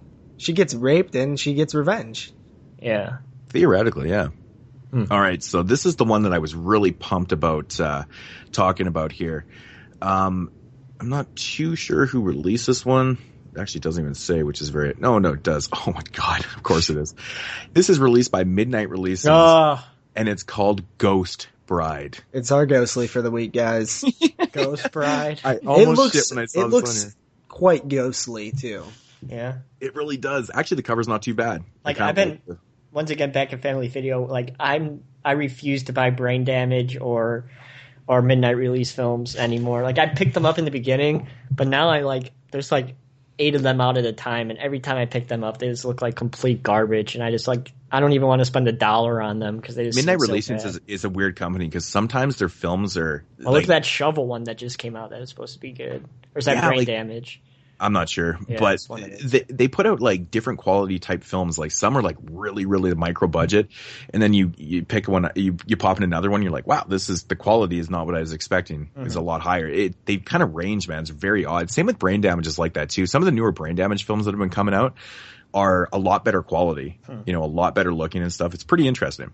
But Ghost Bride, honestly, could you not come up with a better tagline? Till death do us part. Really? Oh, I have a movie called Till Death Do Us Part. Yeah, that movie 2014. That movie fucking sucks. I talked about it on podcast. Yeah. Till Death Do Us Part. Really, that tagline is just not very original. All right, moving along here. Sci-Fi vs. Horror 6 movie pack. Wow. This Echo Bridge? This cover, Gotta be Echo Bridge. Or Mill Creek. It is 100% Echo Bridge. Yeah. 100% Echo Bridge. And what we have on here, sci-fi films. For sci-fi, we got AVH, Alien vs. Hunter. That's what is that company called that does the Asylum? Asylum, yeah. Yeah, it totally is, yeah. I Am Omega. Also Asylum. Yeah, these are all Asylum films. And 2103, The Deadly Wake. That's for the sci-fi part. And then the horror part, we got Awaken the Dead, The Unwelcomed, and Ominous. Ooh. That's actually an interesting idea if it wasn't awful films. Yeah. But the weird thing about this release, though, it shows this alien type predator creature on the cover versus Jason. Jason?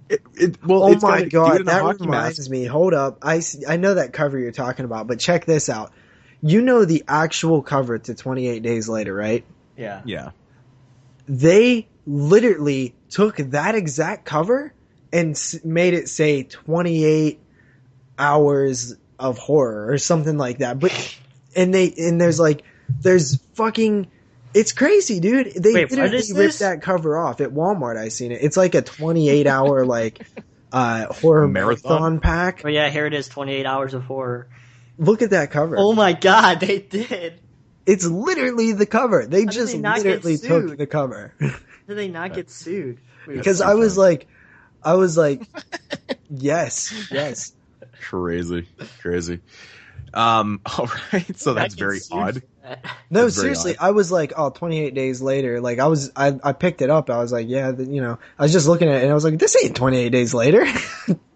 Shit. All right, so moving along here, we got The Doctor and the Devils from Scream Factory out on Blu-ray. 19 movies on 4 discs. Nice.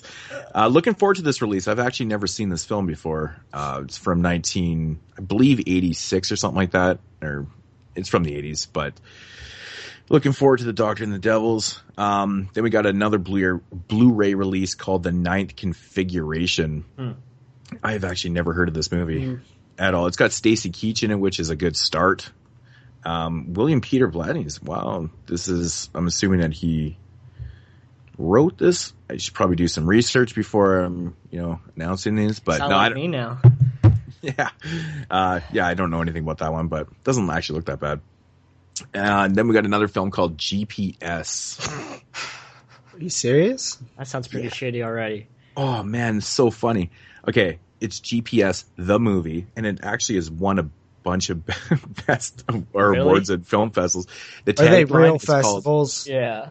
Yeah, they are. The tagline is "The hunt is on." Are they? Are they even like? Is there any notable festivals? Okay, let me see here. We have Without a Box. What the fuck's that? Whoa, what the fuck? It says Best Action Film. Okay, that's weird. And then Tacoma Film Festival, so this is done in Washington. Best Local Film and official selection AOF Best Visual Effects. I don't know. None of those matter. No, so it's very misleading. Absolutely. I love if it says award winner on the top, and it's all these little known. That's why I love with trailers. You get the shittiest Adam Sandler movie, and it's this is the best romantic comedy of the year, and then you look at who said that. It's just some random dude that they found. It's just some dude in a bar. Awesome. Trust me, I tracked one of those guys down. All right. You see, he was still sitting there. Nice. Texas Chainsaw 3D. This is the best movie of the year. Justin Patrick. So that is actually going to do it for the releases that I have. JP, if you have any more, feel free to add to it.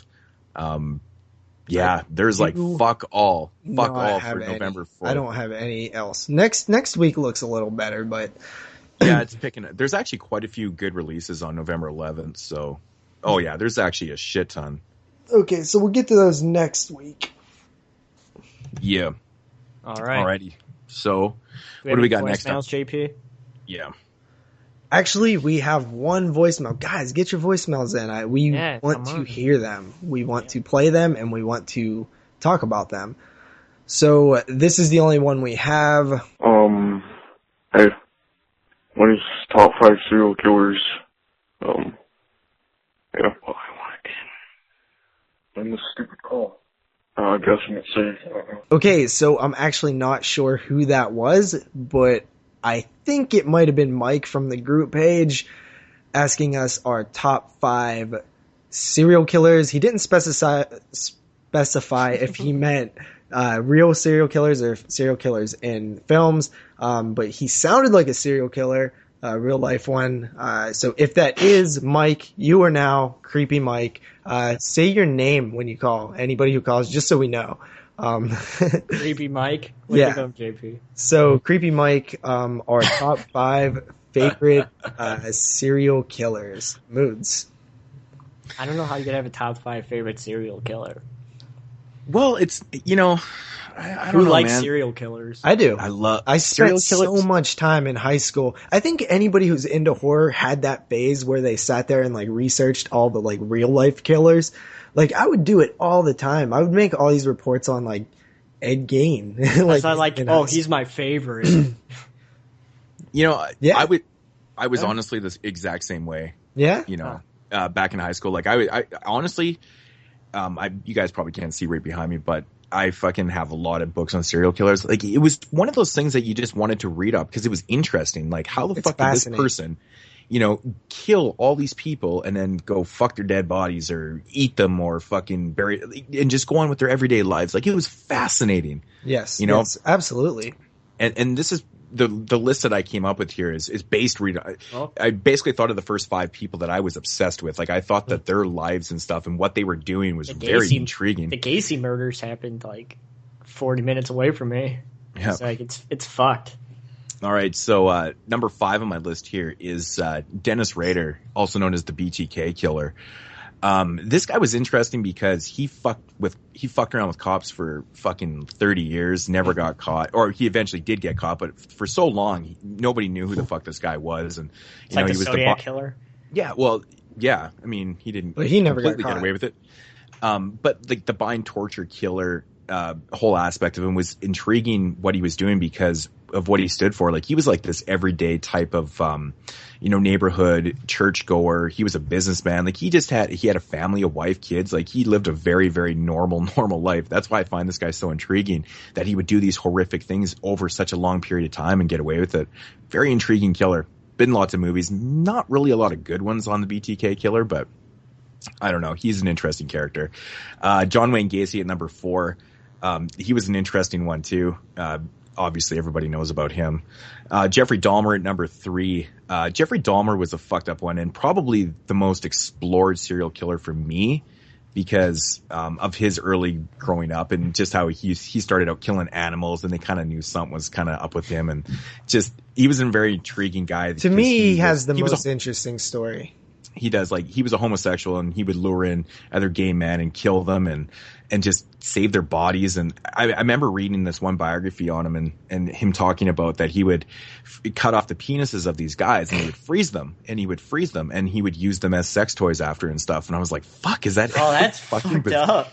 Fucking bizarre shit, man. But yeah. The one intriguing thing that I read on Dahmer that was very fucking weird, like this is why serial killers fascinate me, because they do weird shit like this, that, you know, his locker, he worked at this plant or whatever, and the guys in the break room and stuff were complaining about the stench from his locker and stuff. And it turns out that he actually had a head in his locker.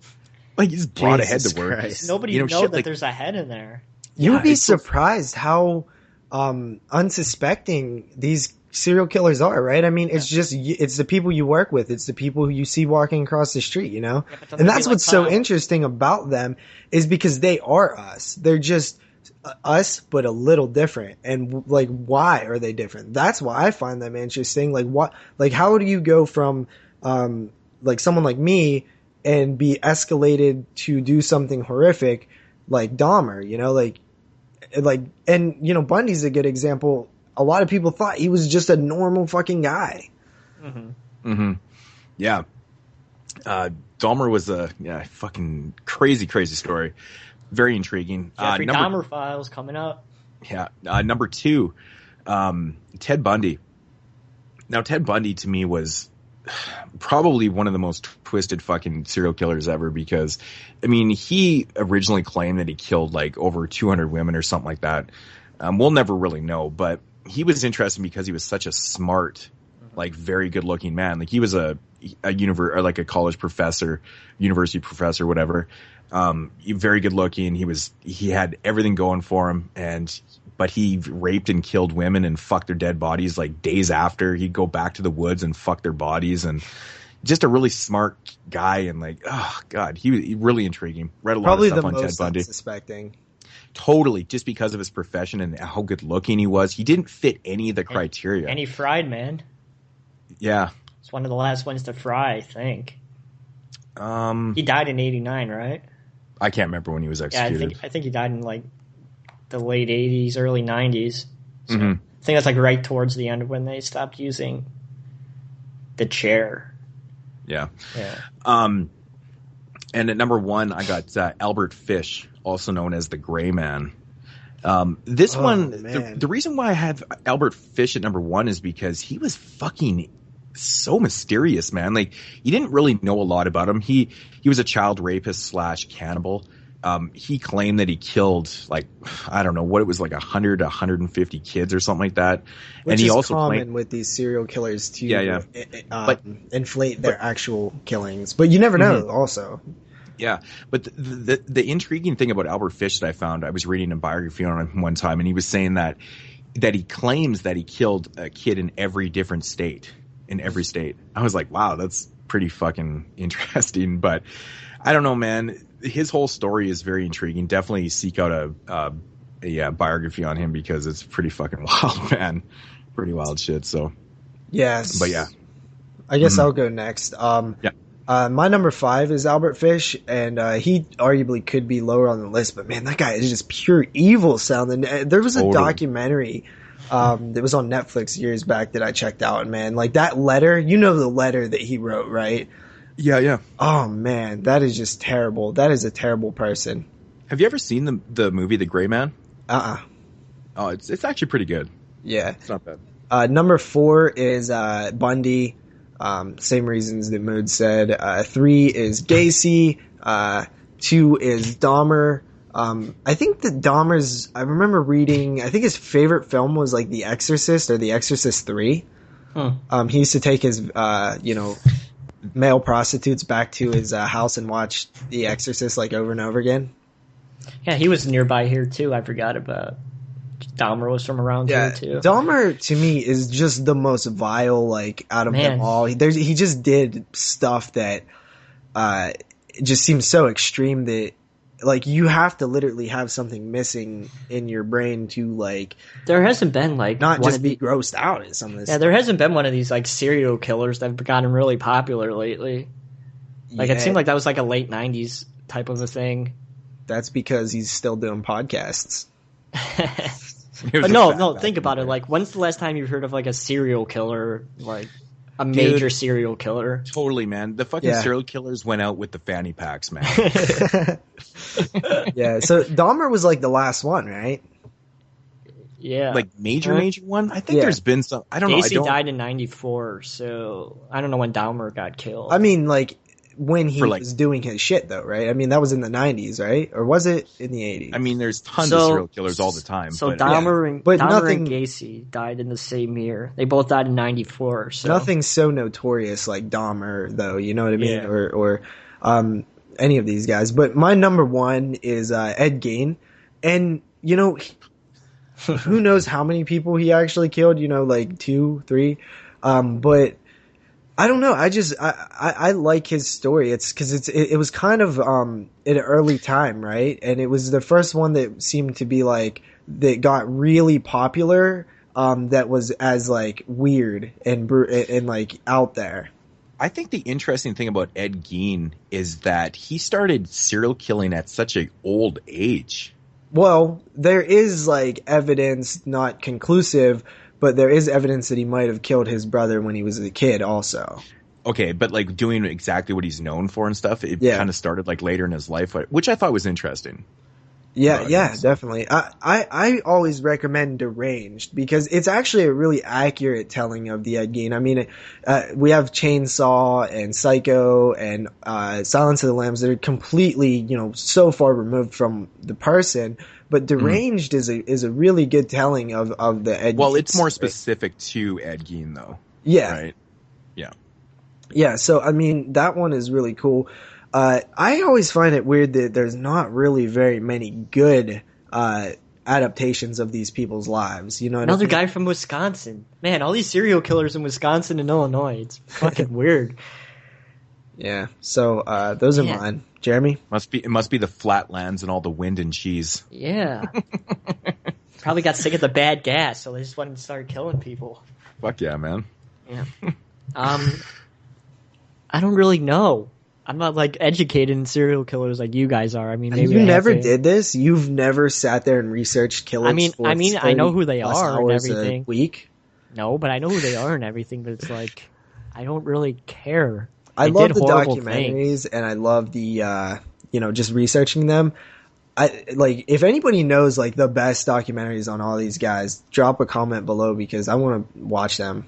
I don't know, maybe I have to find a class on these serial killers and take it, and then I'll become more educated and I can give my opinions on who I think are more fucked up for killing and raping people than the people that you talked about. Like, I'll watch, I feel like I know everything about them, sometimes, but I'll watch like a 90-minute documentary and I'll learn like 5 new things. I'll be like, that was awesome.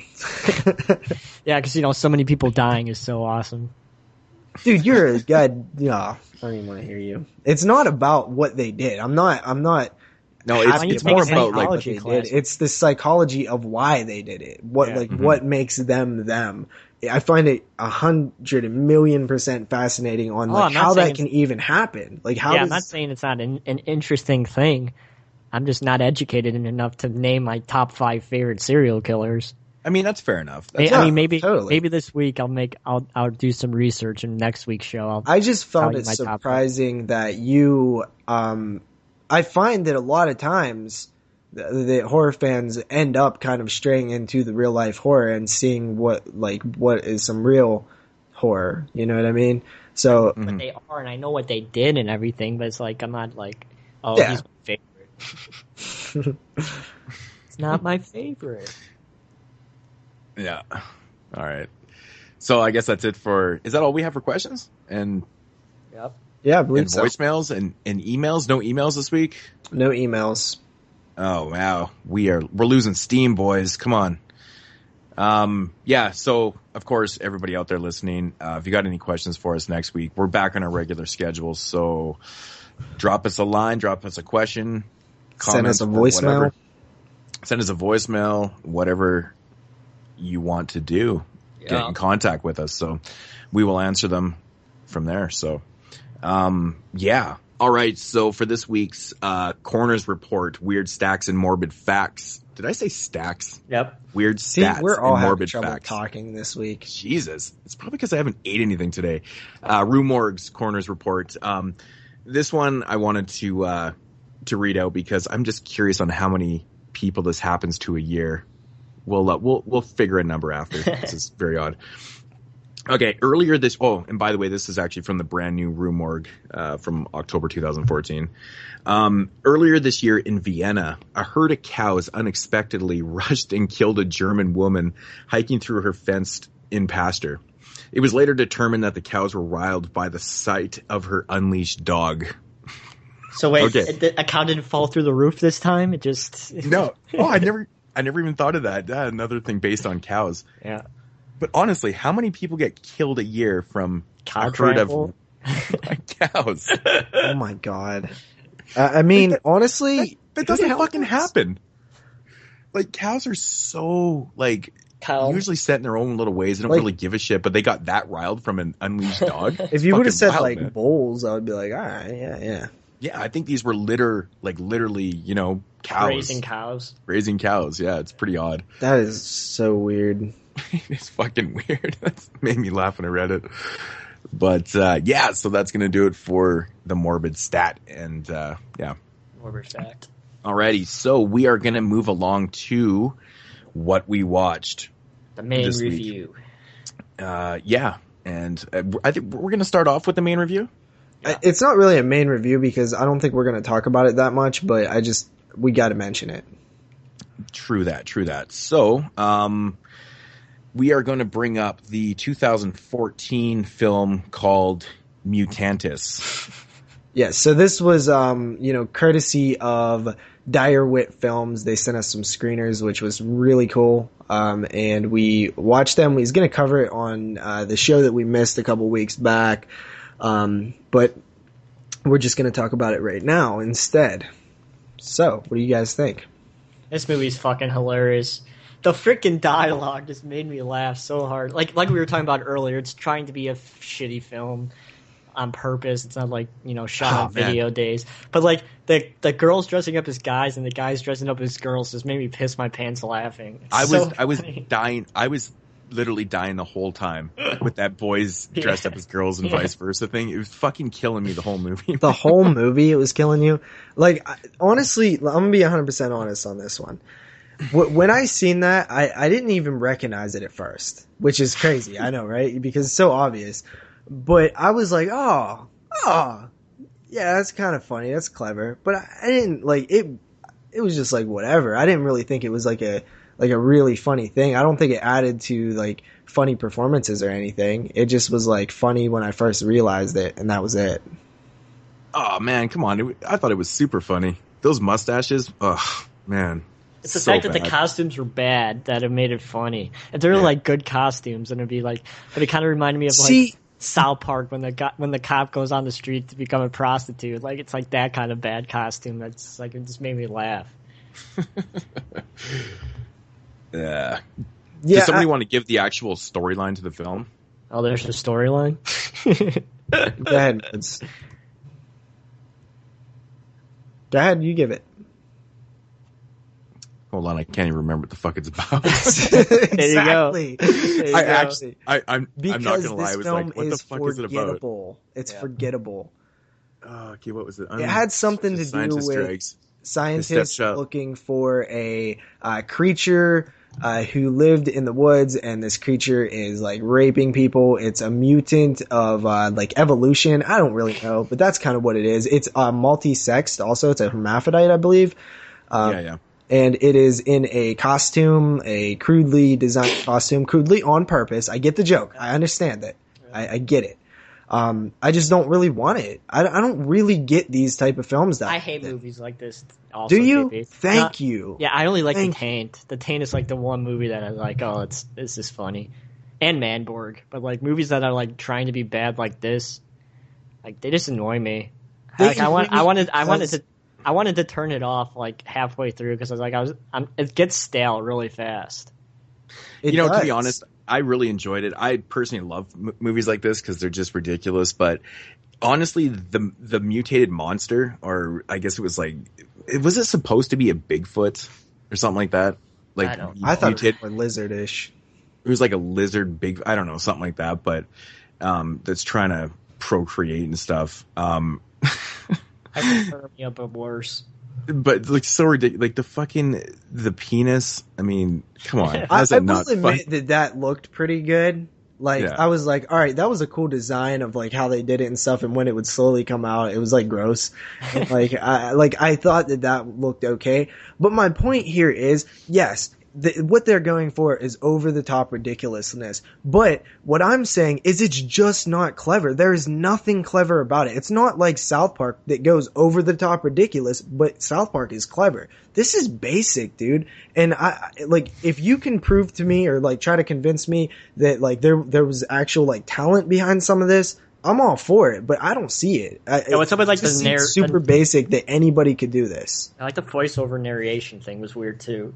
But it doesn't necessarily make it that it's not entertaining, though, just because anybody could do it. It doesn't have to be, completely fresh and original and, whatever else you want to state. But I don't know, man. I had a lot of fun with it, to be honest. Like the fucking claws and shit. I don't know. There was just certain things about the effects and stuff that were it had charm to it. I don't know. Maybe you're more accustomed to watching these type of movies than me and It seems like all of these go for that offensive style too, where they're like, oh, like the guy's getting raped by the dick. It's like, okay, dude, I've seen it done before over and over again. It's not really that offensive anymore. It's just stupid now. Well, whatever, man. It's like, I mean, it's no different than a slasher film. You watch a generic slasher film and you see some sleaziness going on there and same typical type kills and same storylines and stuff. I disagree a little bit on that because at least they're trying in the slasher film. Not necessarily. But they're trying to make them, they're trying to make a movie. I don't know about not necessarily. They're at least like making a movie. They going in with the intention, let's do this because it's going to get a reaction to people being offended, or it's going to be like just Is that really the way you take it though? You think that was intended just to be Yes. just done for reactions and stuff. I mean, it's just a dick. It's just a dick being raping and stuff. It's not that offensive. Like, honestly, the people that are watching these films are not being offended by that. I mean, it's just more for entertainment. I don't think it's meant to be, hey, let's throw this fucking huge cock into this guy's asshole and everyone's going to be super offended. No, I don't think that is, because honestly, the people that are watching these movies watch these movies. Okay, like, I'll agree with that. It's not for reaction. It's for entertainment value. It's a big fucking huge slimy cock. And I thought that shit was funny. Why? Because I like that stuff. I like that type of humor. I like dirty fucking rape cocks and, stupid effects and shit. Like, I mean, the whole cross-dressing gender thing that was, wasn't actually cross-dressing. That's just the way they did it. But if you're trying to be funny, you can't just say, like, aren't you glad I didn't say banana? Because that shit's played out. You have to innovate. You have to do something that hasn't been done, or you just have to do it in a different spin. I've seen this shit a million times. These maybe for somebody that doesn't have a sense of humor. I really do think I have a solid sense of humor. I just don't get I'm just not that into like the immature humor that's not creative. I like creative stuff. I like creative, funny jokes. I don't like just like, oh look, it's poop. Oh look, it's a dick. Oh look, he's being raped. Fair enough. You would not like the taint then. Honestly, I love dick and fart jokes, man, and they never get old to me. It doesn't matter. Like South Park, it doesn't even have to be creative. It doesn't even have to be creative. I can be walking down the street and someone farts, and I will literally lose my shit. I'm like, that is the funniest joke I've seen all day. It's about the context too, though. If I'm walking down the street and I hear just some guy fart next to me, it's gonna be funny. But when somebody is like over the top, just like shitting on the film, I'm like. Or like I don't know, man. It seems so silly to me, and I can't take it for anything because I just feel like they don't have a clue on how to do anything that's gonna make me laugh. They just are literally doing whatever they think of, and that's it. Moodz lost his shit just by you describing it. I don't know, man. I find this whole the movie's obviously it's meant to be like retarded. It's half man, half beast, fucking raping people. But the thing, it didn't get old to me because it was so short. This movie was like super fast. I mean, I don't know. When did you guys lose interest? 5-10 minutes into it, or what? About 20 minutes. Well, I didn't necessarily lose interest at all. I just felt like it's played out. I don't like these type of films because they're literally, there's no art to them. There's absolutely no art. Oh man, I don't think there needs to be art to a film like this. Yeah. It's different. This is like a genre all by itself, like goofy. Yeah, it's like goofy. It's like the Taint. You wouldn't like the Taint or Manborg, JP, then. Well, the thing with the Taint though, the Taint's actually a lot like it has a higher production. It definitely does. There's a lot of things different about the Taint that's going on with this one. Yeah, but it's still goofy this one's pretty silly. I mean, yeah, the Taint is obviously silly. It's exploding penises. The thing is, they're not doing anything. And I'll talk about this later in another film that I watched and why I find them different. But the film that I'm referencing is Thanksgiving. Okay, I like Thanksgiving. It's not a fantastic movie, but they're doing something. They're doing something that they're trying to be a little bit clever or have charm to it, or do something that's necessarily not the same thing over and over again. Guys getting raped in these type of films and these like poop jokes and like sex jokes, like they don't work because they're so stupid. They don't make any attempt to try. Just try. Dude, the whole movie doesn't have to make sense though to be like, it's just entertainment. It's 70 fucking minutes of nonsense. I mean, it's about a doctor that he basically uses his kids as bait. And what is the biggest failure in entertainment? Like same with peeping not being entertaining. I don't know, man. See, I just have a different. They got nothing in this film. Everybody out there, avoid this thing like the goddamn plague. It's an awful movie. This isn't even a movie. Oh, it's so fucking crazy how different we are. Man, I don't know, man. I had a lot of fucking fun with this. I mean, to a certain extent, I am playing devil's advocate because, like I said, I wasn't necessarily bored by it. I did find some things like the way the penis thing worked. I did find that funny. Like, I was like, okay, that's something that's funny. But I just find that, and like you said, people switching the guys playing girls and the girls playing guys, I was like, all right, yeah, that's cool. That's an interesting little concept and stuff, but it was so short. It's like I've got a little giggle out of it and that's it. And it did work a little bit more certain times in the film when you really noticed it. But just the way that these characters are, like, the so over the topness, like none of these, I don't know, man. I just don't get these films. Why make it so bad? Like, why make it to where you're not even trying at all? And I know that's the point, and it drives me crazy because I don't like that. I don't like the idea of doing that. I'm pretty sure the budget on this film too was like $1,000 or something like that too. Like, they made this film for basically nothing. You know, so yeah, but you know what else was made for next to nothing? The Battery. Yeah, and that's a masterpiece. So I don't want to hear that, like, well, they had no money thing. Yeah, but honestly, dude, that's completely not fair though, because The Battery, this movie actually has special effects and stuff like that in it too, right? Like, you have to spend a little bit of time and, you know, money to do. I mean, not some of the costumes obviously were fucking like $3 costumes, but even, you know, doing the penis stuff, and, you know, it takes a little bit of time and at least a little bit of cash and stuff to do that too, right? But I give him credit. I understand that. I mean, I do give him credit where credit's due. I do, like I said, I think that design, and I actually think that the design of the creature, like, I thought that was cheesy funny. Like, I was like, okay, like, I'm down with this, but dude, he's got like lobster pinchers, man. He's got like lobster pinchers. I know, so but it was funny, like Thanksgiving, right? The turkey puppet. Like, I was like, okay, I'm down with that. But when it's the characters that are just like, and just this stuff that's happening outside of that, it's all just so boring to me. There's just nothing. It's recycled garbage. Well, yeah, I was pretty bored too. That's why I'm not talking about it, because I really don't have much to say. Basically, what it comes down to is this movie's for people that like really, really stupid films. Yeah, like, yeah. I actually Bill Zebub type shit. I actually watched. Actually, Mr. Parker reviewed this film and gave it a pretty positive review too, and it just sounded right at my alley. I knew exactly what I was getting myself into. So, I mean, yeah, if you're not into these type of movies, like I say in lots of my reviews too, if you don't like 80s cheesy slashers and stuff, stay the fuck away from them. You're not gonna like it. This is very, very low budget, micro budget, actually no budget, fucking ridiculousness throughout the whole film. Yeah, stay away from it, man. If this isn't your type of thing, but if you're into it, definitely check it out, in my opinion. What is the main thing that you go to is it's entertainment, right?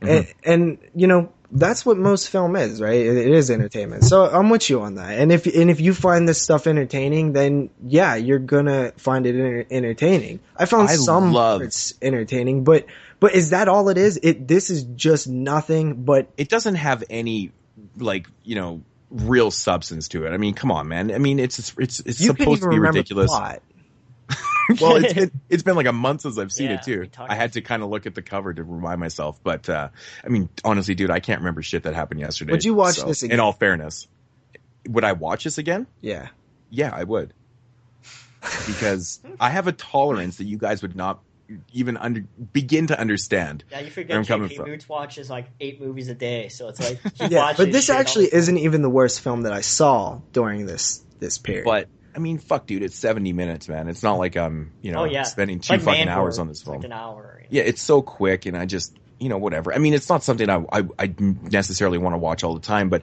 this is exactly my point when it comes to, you know, these type of films, these type of horror films, or comedy horror, whatever it may be. Like, I can watch Mutantis, and then I can, you know, watch like a serious ass horror film. I could watch Texas Chainsaw Massacre, then I could watch fucking, you know, Cockneys vs. Zombies, and I can watch. You know, I go back and forth between quality, you know, like real good films. It just, I vary all the time. And I'm always looking for different types of films. I really don't like to kind of subject myself to just one type of horror film. I know we all don't. And I'm the same way. But, you know, even with these films, I'll watch them all day. Give me a million of them. I'll go through them. It might take a little while. I'm not opposed to giving them a chance. It's just when I get through the film and I'm like, that was nothing. I just experienced nothing. And there was minor things for a little bit, like the things that I mentioned. But I'm also saying this isn't like the worst thing I've ever seen. Like there is some entertainment value to it. But overall, there's just nothing to latch onto. There is no substance. It is nothing after you're done. You don't feel anything. It's just nothing. It's like, yeah, I just spent, you know, 60 minutes or whatever watching this. In all fairness, when I click on a movie called Mutantis, I'm not looking to take anything out of it. I'm just looking for 73 minutes of, eating popcorn and playing with my balls. So, it's pretty much what I'm going to get out of this, right? The combos. Well, when I go to watch a movie, I'm expecting, I'm expecting it to be good most of the time, because you should expect to have to watch a good movie. I mean, obviously I don't pop in movies expecting them to be like complete shit. And like, I don't know, that's kind of a weird attitude to go in. You're like, oh yeah, this movie, I hope it sucks. Yeah. like I wanted not what you're film gonna to do. be good. They sent us this film to review. I would have liked to, like it. But the fact is, it's disposable. It's just garbage. It's somewhat entertaining garbage. I will say that.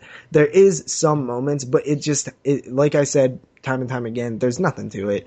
And I think you agree with that, though. But, you're just more entertained by those type of jokes. And I think it's almost a personal thing with me with these films, because I don't like the style. I don't want people to be doing this with their time and money, because I just feel like it's degrading the genre. It's making it worse. And I just wish people would go away from... Man, JP, you are raping this fucker, I don't man. mean personally. Man. I just mean the style of filmmaking. I have so much respect for people that make films like this, because why? They're just trying. Are they trying though? Do you think this was their hardest? Do you think they tried their best in this film? Do you think they tried to make the best film they could? If you have $100, what kind of movie are you gonna make? I'm gonna try as hard as I can, and if I fail, cool. How do you I don't feel like they're trying, dude? I think they're better than this. Really? I think they put a lot of effort in, especially with the effects and stuff like that. Like, I mean, they're not a fucking, Tom Savini fucking one effects thing and stuff. That costs no money, okay? You know what that is? Dialogue. Write some dialogue. Make some better dialogue. Take more time on the script. Make funny, clever jokes. Yeah, well, everyone's not a fucking comedian like you, JP. I actually 100% agree with not having, or with dialogue and stuff like that. I've stressed many times in reviews and stuff that you can have a really good movie, and the dialogue can just ruin it at times. Really, really fucking bad, awful dialogue can take you right out of it and stuff. I mean, like I said, going into this movie, that the dialogue is not going to be great. Other things aren't going to be that great. It probably is just going to be, below average, mediocre stuff. But I mean, that's the way I go into it, looking at it, and I kind of keep that mentality. Like, you want people to go out and make these type of films over other types of films, like these ones that are just this entertainment type stuff. I want to see a classic film, like something tomorrow, like a major classic film. But I have no problem with movies like this. I mean, that probably stems from me watching shot on video films too. But they go in with a mentality to make something like this, right? Like, why can't you go in with a mentality to make, Dude, honestly, if everybody was making the same type of films, that would be boring as shit. But it's not, this isn't I'm not saying, like, only make vampire films or something. I'm just saying, don't go in and intentionally make your film bad. Well, I mean... Yeah, I mean, obviously, I'm not trying to say that, this is what everybody should be doing and stuff. But, I mean, this movie is a comedy horror. It's a fucking comedy is what it's supposed to be. Yes. I think that's what it's intended to do. Well, it's slightly funny. I'm being overly harsh on this. Too. You're making me be overly harsh on this, because there are some things. Like, this isn't by far nowhere even close to the worst film I've seen.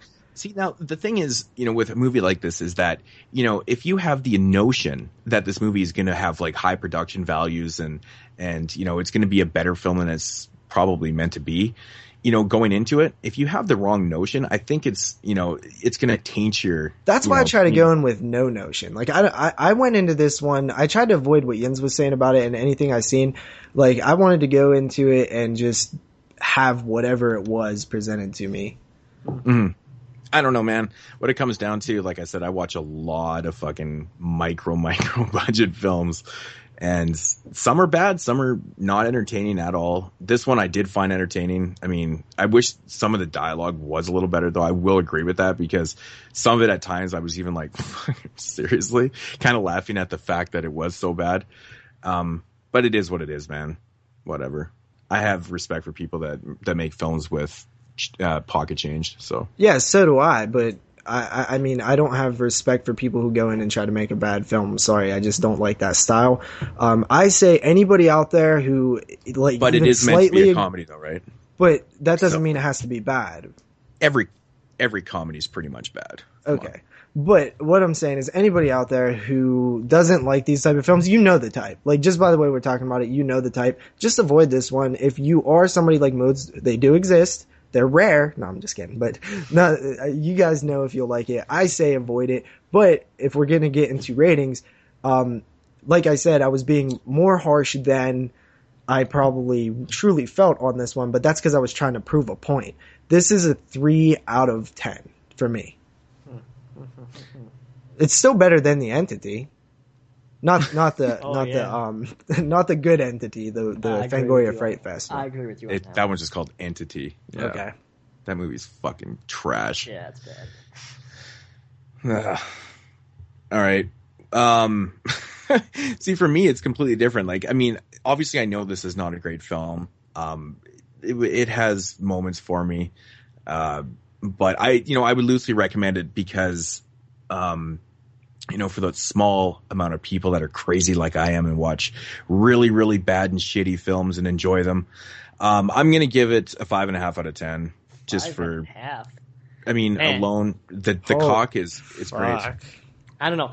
Maybe it's because I am adapt to watching shitty movies in film school that I'm just annoyed of them, and I'm really, really, really don't want to watch them in my free time. Now, I know that those films are usually, 8 to 10 minutes long, so I watch a lot of them in a row usually, but when I have free time, I don't want to spend an hour of my time watching a movie that's shitty. Now, I understand some of it's really funny and really is pushing it, but it could do it if it's done right, like in Manborg. It could do something really, really interesting and funny, like it does in that film. But I know what it's like to make a film with no money at all and things like that, but you have to try, and I just don't think this film is really trying that hard. That's my argument too, Jeremy. I completely disagree. But whatever, everyone's entitled to their own opinions, but that's cool. You know what? I'm going to leave the link down to Dave's review so you guys can check out, and I'll check it out as well. A quick little review, not an argument on a film, but if you guys want to check out the review on that one, it's short, but Yeah. So, like I said, there are people like Moodz, and even like me, I'm game to watch. Do you like Thanksgiving? Do I like Thanksgiving? Yeah. Not particularly. I don't think it's very good. It's better than this film, but it's not a film that I would buy and watch more than once. See, I'm no stranger to these type of films. I mean, I've seen them. I've seen a lot of the. See, with Thanksgiving, it's nowhere near this level. Like, it's like Thanksgiving. Ginger Dead Man looks like it has an effort, right? No, Thanksgiving. And you can compare these films very well because Thanksgiving also had a budget in the under $5,000 range, right? Yeah, but Thanksgiving has something to it. It has, they even, like the score, for example, they went out and tried to do the best they could with the score. The score for Thanksgiving is awesome. They spent some time on the dialogue, actually. Yeah, some of it is bad intentionally, but it's still funny bad. Because it's just a little bit more clever. I don't know, man. It's just like this one just feels like they didn't have any heart or charm or anything. Mm-hmm. Well, can I finish my yeah, rating? sorry.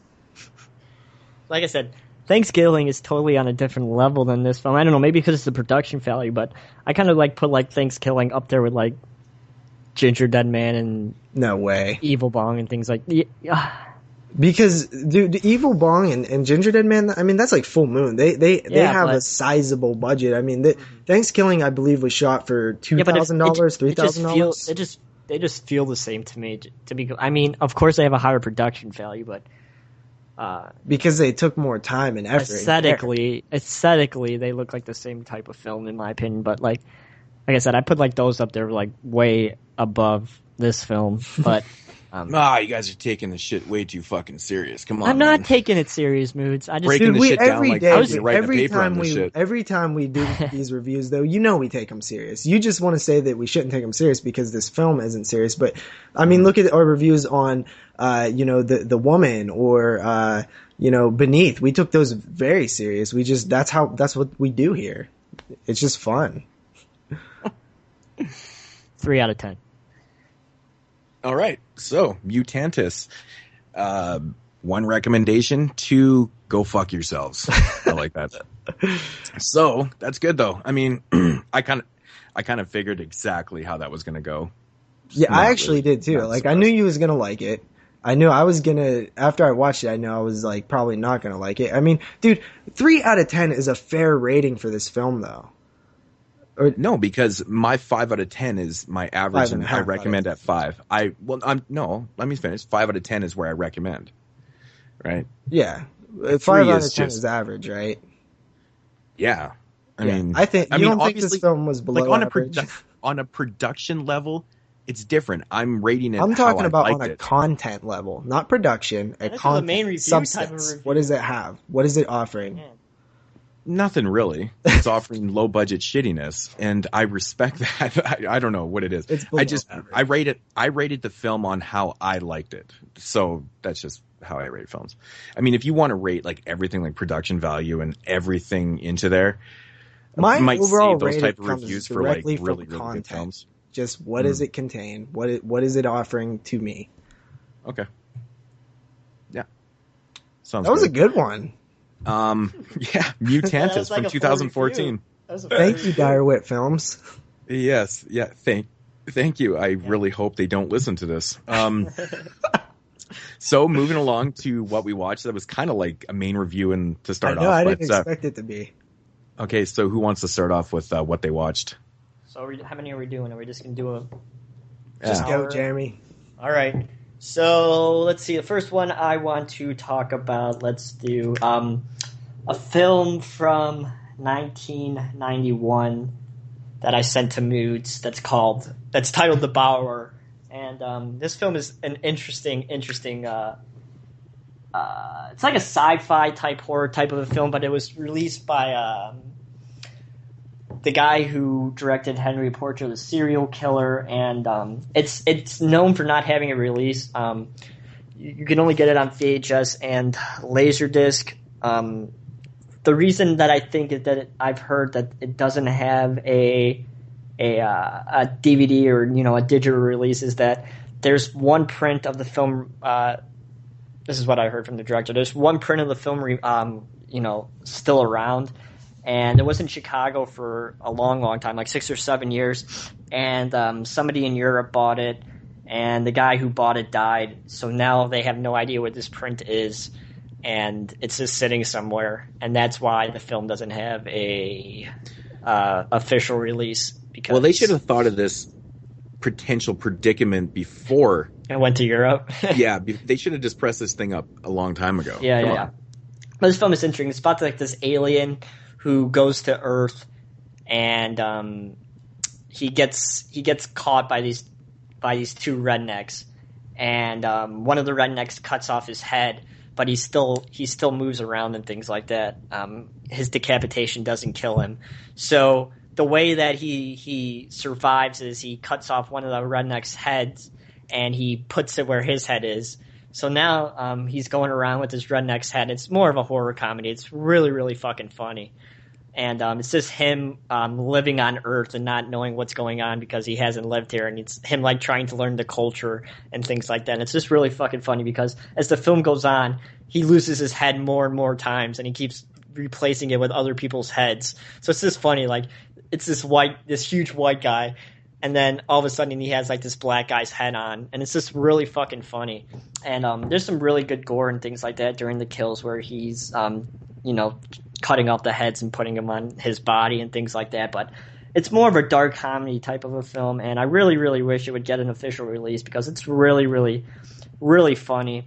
And it was refreshing to see it because I actually saw it projected on Laserdisc. Yeah, it was fucking awesome to see a Laserdisc in a theater. I know I told Moodz and JP when I saw it that it was getting projected on Laserdisc, and the last like 3 minutes of the film, the Laserdisc shat out, and it was just hilarious because like, you know, you can't really see the ending of what happened, but it's on YouTube and things like that. But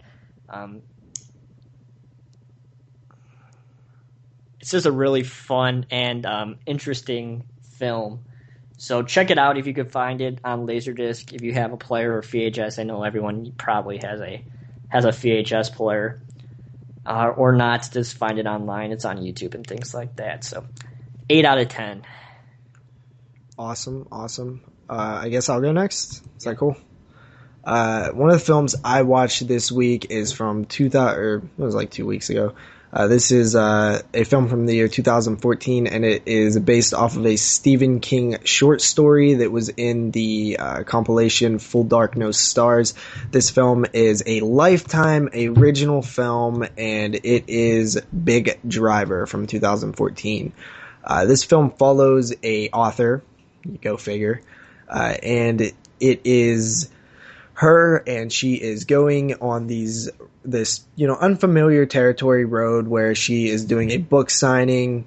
It has this weird technique that they're using where she's like talking, plot element where she's like talking to her GPS and stuff, and it's like her subconscious. I didn't think it really worked too well, but that's beside the point. And then she gets to the book signing, she does her thing, and the owner of the bookstore gives her a shortcut. She pops it into her GPS, and on her way there, she gets a flat tire. There is a man in a big truck that pulls up who is also big, and he then knocks her out, rapes her, and this is a rape revenge film. So, my overall thoughts on this film, I thought it was actually a solid representation of the story. I've actually read this story, which is surprising. And I do think, obviously the story gets very graphic and violent. That is definitely toned down for something on network TV like Lifetime. But I did think that they accurately, portrayed a rape scene. So I was very surprised by that. And I felt like the rape and the early portion of the film was very solid. It worked for a TV movie, and especially Lifetime. I wasn't expecting much. The revenge portion of the film felt very rushed, and it felt like the tension and just dread and fear and rage that was captured in the novel was nowhere near captured on screen. So overall, I thought it was a solid attempt, especially for Lifetime. Say it again, but overall left me wanting a bit more. Should have probably been a theatrical film or a little bit of nod on Lifetime. 6.5 out of 10. It should have been a little bit of not on Lifetime. I mean, does this one sound interesting to you guys though? I mean, does it sound like a little bit surprising considering it's Lifetime? Oh fuck, man! The content does not seem like it should be on that network. You've read this story too, right? Yeah, I have. Yeah, it's pretty violent and graphic, and this is definitely not. But I mean, I was actually a bit surprised at what they did show. So yeah, Big Driver. It's interesting. Yeah, I wonder why that was made into. For that network. Why do you think Lifetime that happened? has been dabbling in the horror genre lately, dude. It's weird. I noticed that too. But even to take that type of movie with that content to that network, don't you think that's kind of a stretch? You think if you made that movie, if you presented that to them, you're like, hey, I've got this rape revenge film. You guys want to show it on the Lifetime network? Well, I do know that Lifetime, it's a woman's network, right? Primarily. That's a target demographic. And that kind of goes to the debate, are these rape revenge films empowering to women, or are they sleaze? I'll get into that later. Well, I think a little bit it is empowering to women. I mean, because the whole revenge thing, too. But I see it. I think a lot of women see it. They only see the rape, right? Especially in this one where the revenge isn't as good as the rape. Not that rape is good, but you guys get what I'm saying. Mm-hmm. Exactly. Yeah, so cool. I mean, I do think that it almost kind of fits Lifetime. I know they've done like TV movies based on rape and stuff before, but at the same time, you're absolutely right. It's like it's like, hey, you guys want to do an I Spit on Your Grave? It's like, what? Mm-hmm. Yeah. All right. Interesting. All right, so first film I'm going to talk about is a Dustin Mills film, and it is called The Hornet Sting and the Hell It Caused. That is an awesome title. Yeah. I know, isn't it a great title? Fantastic title, really cool cover too. This is an interesting film. It basically follows your lead character. Her name is Rose. She is a photographer, and she specializes in some like pretty random shit. Like she basically kind of has these people kidnapped, and she specializes like in bondage and like dehumanization, degradation, murder, things like that and stuff. But while she's doing all these things to people, breaking down their human life and stuff, she's taking photographs and whatnot and shit. It almost seems like she's kind of just torturing the shit out of these people, just making them just not want to live anymore and stuff. And that's essentially what it is. It's people getting kind of tortured and murdered off, and she's taking photographs and stuff. Now it sounds pretty basic, but this one, oh man, it is really good. It's really good. It's interesting how Dustin filmed this, because your main character, Rose, she's pretty much naked throughout the whole film. And she's like, torturing and killing off these people, and they're naked too. You get a special appearance by Dave Parker in this one. And you get to see a lot of Dave in this movie. You guys can use your imaginations on what I mean by that. Full frontal Dave? Are you serious? It's really shocking, actually, because you get to see Dave's penis about 8 times in this movie. And I was like just shocked by that. I was like, holy fuck, like wild. But I know that guy. Yeah, I was like, I know talk to that guy. Yeah. But it's shot really good. Like Dustin has a really interesting way of using cinematography as a key tool in his films, and it's brilliantly done. It's brilliantly done. Sounds like he puts a little effort into them. He does, but it's also because he takes like very simple concepts and he utilizes those simple concepts into something that's it's beautiful. It's shot beautifully, and then he always has a really good end to his films. That's one thing that Dustin really I'm a sucker for both of those things. Simple concepts and good ends. But that's the thing, like he executes it, and at first, like to a normal person, and be like, this is just like a torture porn. Yes, I use the word torture porn because that's what they would use. It just kind of seems like that's what's going on, and then the end happens, and it's just like, holy fucking awesome! I want to see a part 2 to this. Very cool stuff. Like I don't really want to say a whole lot more about it and ruin anything, but you can definitely pick this one for super cheap. My biggest complaint with this movie though is simply that it's too short. This one runs about 60 minutes. I would love to have seen another 10, 15 minutes at least on this, but I do understand, and where he ended it is perfect. It really does work. It's fantastic, actually. Really great ending. And all the performances are awesome too. I think the lead, Rose, I'm not exactly 100% sure what her name is, but maybe it's Allison Agan or something like that. That's not Rose, that's the other girl. But all the faces that are in this film are very familiar to all of Dustin Mills' films. You'll recognize them. But all I got to say, check this movie out. It's fucking fantastic. I really, really highly enjoyed this movie. I would give it simply a 8.5 out of 10. Yeah. Awesome. Yeah, awesome. It's really enjoyable. I need to get my damn Dustin Mills DVDs out of my damn storage, because I do own Her Name Was Torment. Ordered it from the website, and I've still not seen a film by him, and you talk about him all the damn time, and I need to see one. One thing I didn't mention, actually, is the effects in the film. Really good effects. There's one thing that Dustin's really good at is creating really good effects. Love it. Like, Dustin Mills, like, if you think somebody just gave him $1 million, do you think he would make a hell of a film? You know what? It's funny that you mentioned that, because I was reading a post that Dustin had. I can't remember what his original post was, but someone had mentioned that, like, Dustin, if someone gave you like all the money in the world to make a movie, and Dustin, you know what he replied? He goes, I would fuck that up big time. He goes, I work a lot better making budget films because this is what I know and how to make and what I'd love to make and stuff, right? I think I with would a just bigger make like budget, 20 low budget films. well, I mean, you could do that, but I mean, if you have like a $5,000 budget, I think was the biggest budget film he did, which was Easter Casket. I think that's what it cost to make that movie. But Her Name is Torment, I think, is going to be the biggest budget film, which actually did get funded, right? That's awesome. If you guys were watching that campaign, it actually fully did get funded, and it's on its way to making like the 9,000. So, and if they do reach that goal, they're going to make part 3, which is so fantastic. The fans out there really digging his stuff, and they actually funded this movie. It's phenomenal. But he even said that, he goes, you give me a huge budget, $1 million, and I'll fuck that movie up big time. But who knows? He might just be playing like very modest. And stuff, yeah. But I mean, your personal opinion, you think he would make a hell of a movie with a lot of money, though? Not maybe let's say like 100,000. I honestly think that he could do an amazing film with that budget.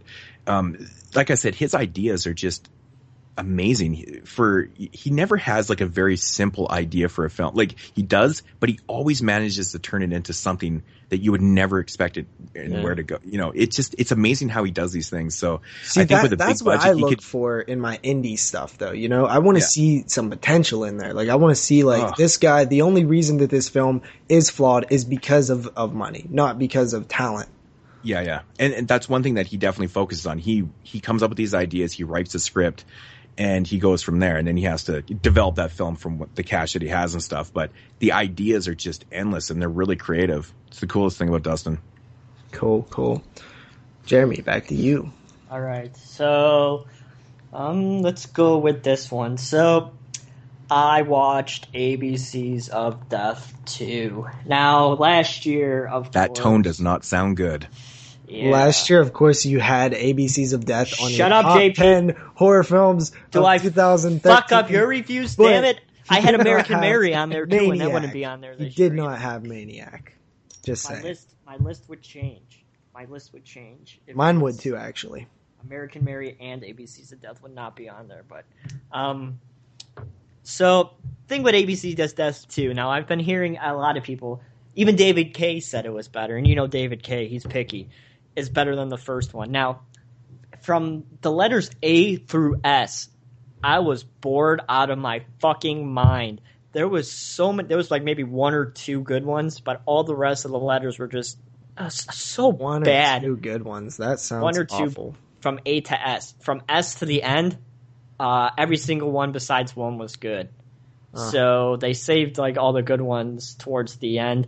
And they didn't really save them because they're kind of stuck in that position, right? Yeah. But letter C, definitely the best short in the entire film. I would love to see that fleshed out into a full-length feature. What did it stand for? I forgot. I watched it like 2 weeks ago. But it was all about like this woman who gets pregnant, but she can't give birth to the baby.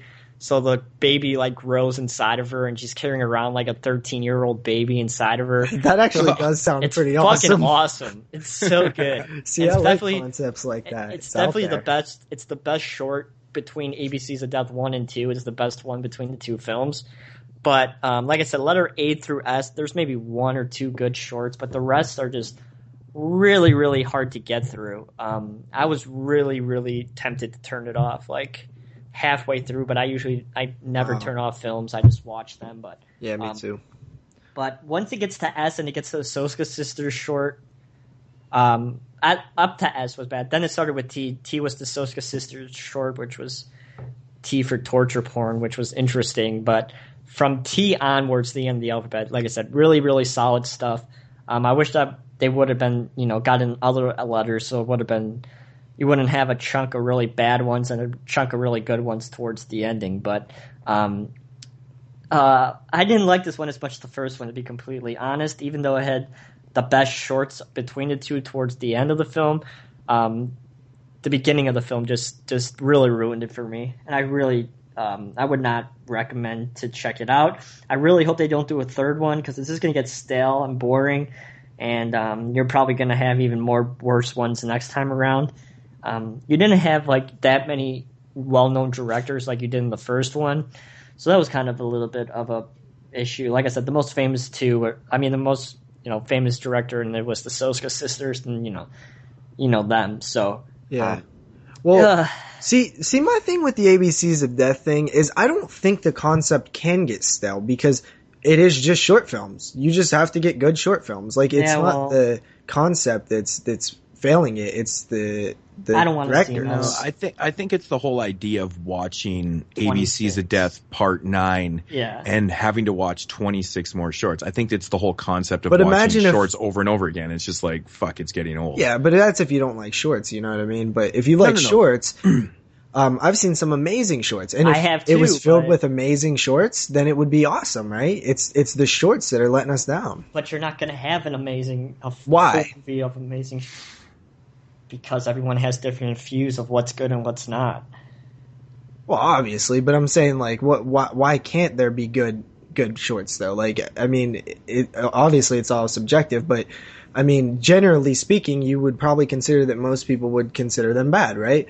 I'm just saying, like, why can't there be a bunch of good ones? It's just that they're either not giving them enough money or they're not getting the right people. I don't think it's the concept that's failing. I mean, obviously, it might be a little boring to sit through that many things in a row, but if you like shorts, it might not be. There's still, if you had good shorts, I think that's the main problem here from what I'm getting at, is that it seems like there was bad shorts.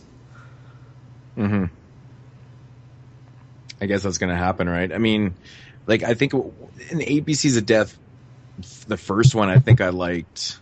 it was like 16 or something. No, I liked 12 of the 26. There was 14 that I didn't really care for. So yeah, I liked about like 10 in this one. Not even. Yeah, and I had the same problem with ABCs of Death. I thought it was actually pretty not good. Actually, I thought that there was some good ones, but overall, as a whole, it wasn't very good. Yeah. Well, and I think that's how you're going to get with these though too, because like I even recommended the first one loosely because of the end ones I thought were so solid that it actually brought it up to like a recommendation level.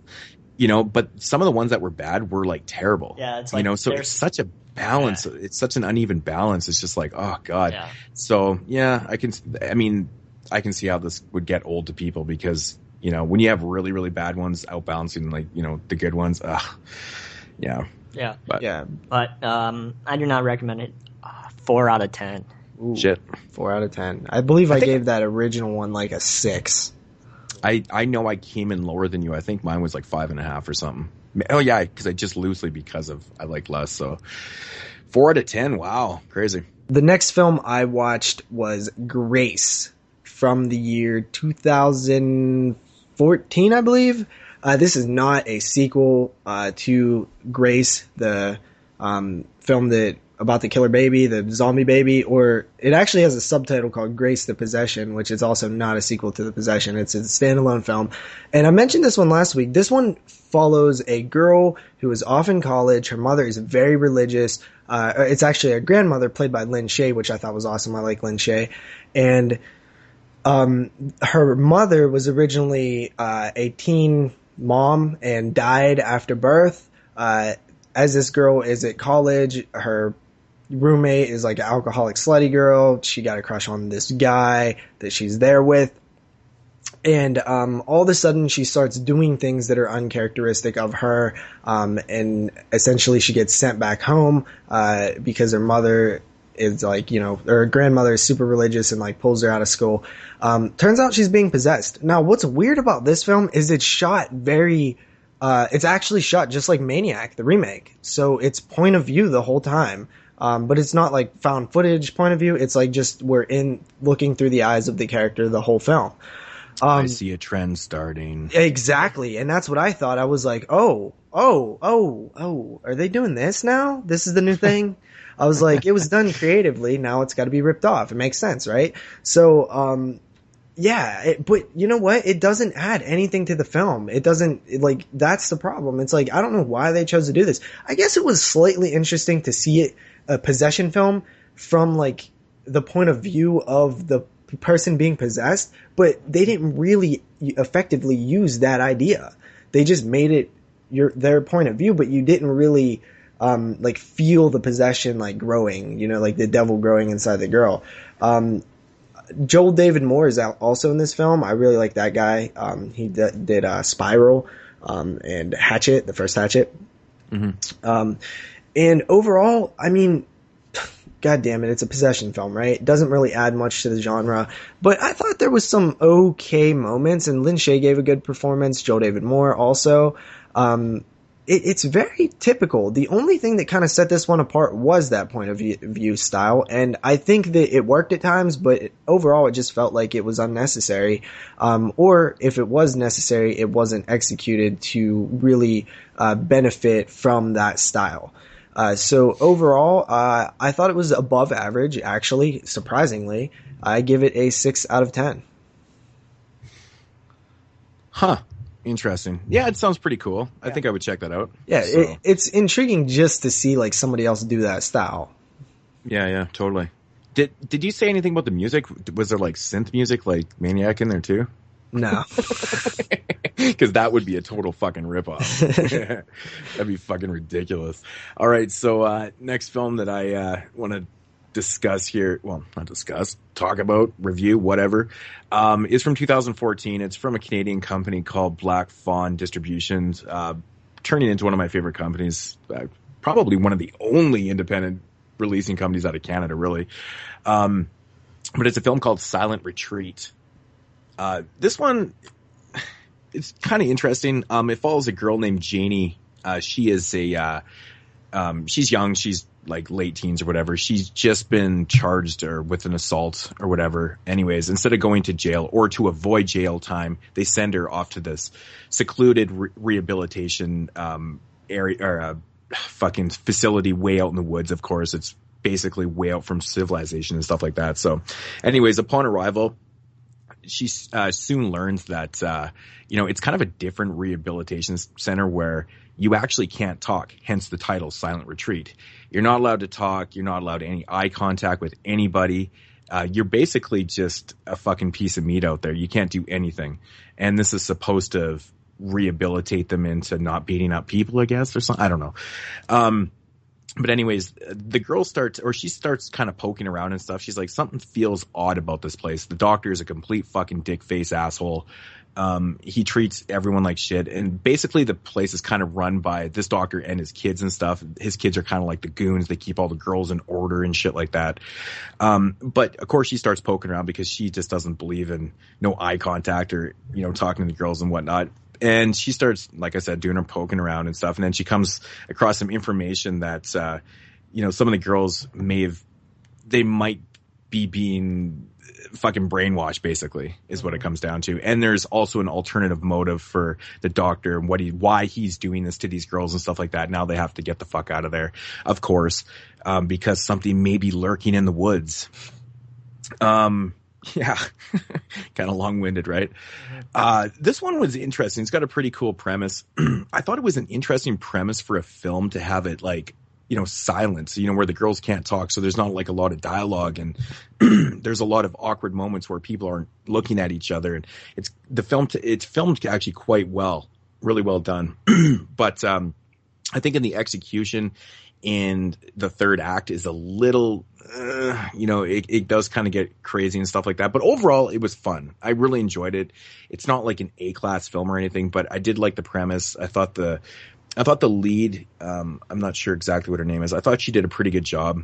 And some of the other girls were okay in it and stuff, but they were just kind of like there. Their characters weren't like fully introduced and stuff, except for this one girl. But it's got a pretty cool atmosphere. Like I said, it's secluded. It's very secluded, and the nighttime shots are pretty well done with this fucking thing out in the woods and stuff. Was pretty interesting. It's kind of an oddball finish to the film, I will say. But I do recommend it. I thought it was pretty good. I'll give it like a 7 out of 10. So 7 out of 10. Awesome. So that's that company up in Canada? Yeah, Black Fawn Distribution. Do they ship to the US cheaply? I'm not sure about cheaply. I know. Hell no. The answer is hell no. Nobody ships cheaply across the border. Yeah, I know. I can't even say anything. Like, I mean, I just don't know because I can't even compare to what I'm paying for shipping, because when you order from Black Fawn, it's free shipping in Canada. It's very odd. Like, you never fucking order from someone that's like free shipping. It's so weird. But yeah, I just got this one in. This one came out in September, like middle of September, whatever. So now I have all the films that they've released so far, and they're doing a pretty good job. I'm really going to keep supporting this company. So Awesome. Rapid cuts. Rapid cuts. Quick cuts. Yeah. Jeremy? Jeremy. Yeah, I gotta pick up my board. All right. We're gonna do all these, or what's going on? Just fire them off. All right. Phantom's Carriage, classic, masterpiece, one of the greatest films ever made. Probably the greatest film ever made. 10 out of 10. The man they could not hang, Boris Karloff, early 40s, low budget, fun film, 6 out of 10. Cat People, not for me. I know a lot of people really, really enjoy the film. This is the original, of course. Everyone talks about them. You know, it's a classic and everything like that. I can see where they're coming from, but it's not for me, really. 5 out of 10. Curse of the Werewolf, classic Hammer film with freaking Oliver Reed. It's okay. It's not my favorite Hammer film, but I give it a pass. 6 out of 10. Nosferatu, the Vampire, starring Klaus Kinski, a masterpiece. Cinematography is brilliant. The setting is brilliant. Everything about this film is just fucking fantastic. I really want to pick up that Scream Factory Blu-ray because this is the first time I saw it, and I absolutely love the film. I think it's fucking awesome. 9.5 out of 10. Dead Snow 2. A really, really fun sequel. I had a lot of fun with this. It's over the top, gory, bloody, but it's amazing. It takes place right where Dead Snow 1 took off, so it's like Halloween and Halloween 2. So that's pretty enjoyable. I didn't even think about that when we were talking about the Halloween series. The Dead Snow series is like that, but it's over the top craziness. 8.5 like the out first of one. Yeah, 8.5 out of 10. Nightmare from 1981. Really interesting slasher type, Mulder type of a film. Really fun. 7.5 out of 10. Great gore effects. Yeah. Shakma. This is like a little unknown film that, from what I've heard on the podcast, this is the first time I saw it also, but it's interesting. I don't want to say too much about it because I don't want to ruin it, but 7.5 out of 10. Don't Look Into the Basement, released by Gorgon Video. This is okay. It wasn't my favorite film, to be completely honest, but check it out if you're interested in Gorgon and things like that. They're a pretty great company. 6 out of 10. Just Before Dawn.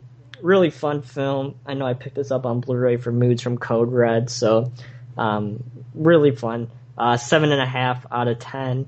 Audition. Now, this movie is extremely overrated, in my opinion.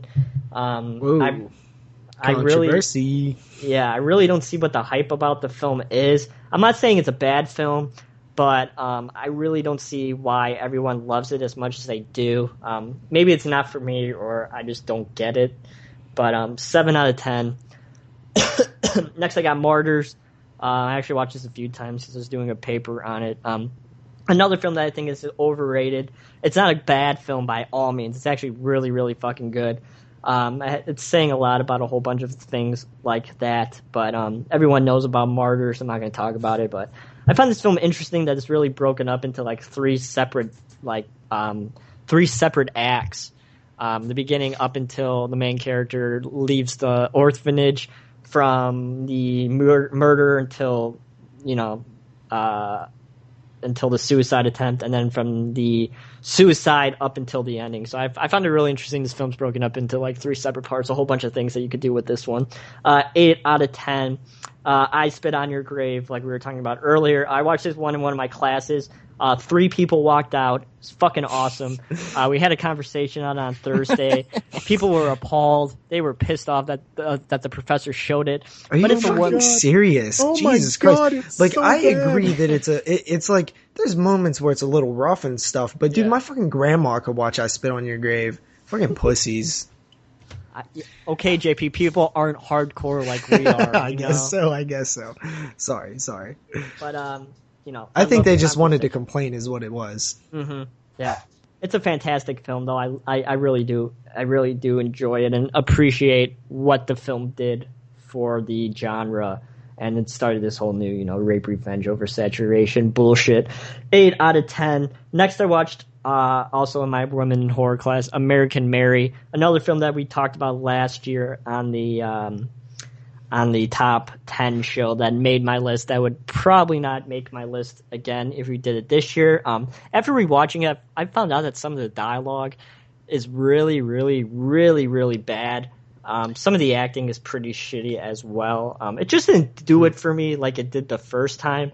I realized the ending again was pretty shitty. I didn't. Absolutely not. No way, bud. Yeah. Sorry. Yeah. I mean, my opinion definitely differs. I love the ending to American Mary. I think it ends Moodz loves perfect. the ending, It too. ends perfect. I didn't see any problems with the acting. Like you said, you rewatched it and noticed them. So I haven't rewatched it since I seen it last year when it made my list. But I loved that movie. Yeah, the one scene that popped into my mind that noticed the bad dialogue scene is when Mary and the club owner sitting at the end of the film when they're talking about going to L.A. And it's just a really, really, really bad dialogue and really shitty acting on the part of Catherine Isabel. But there's some really flat,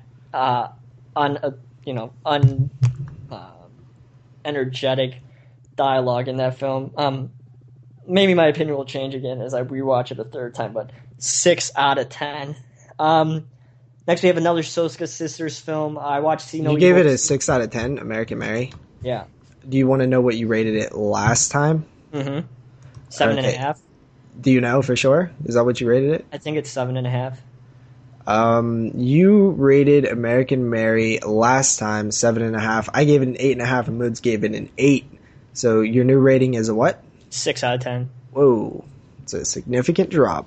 Yeah, 1.5. Next, another Soska Sisters film.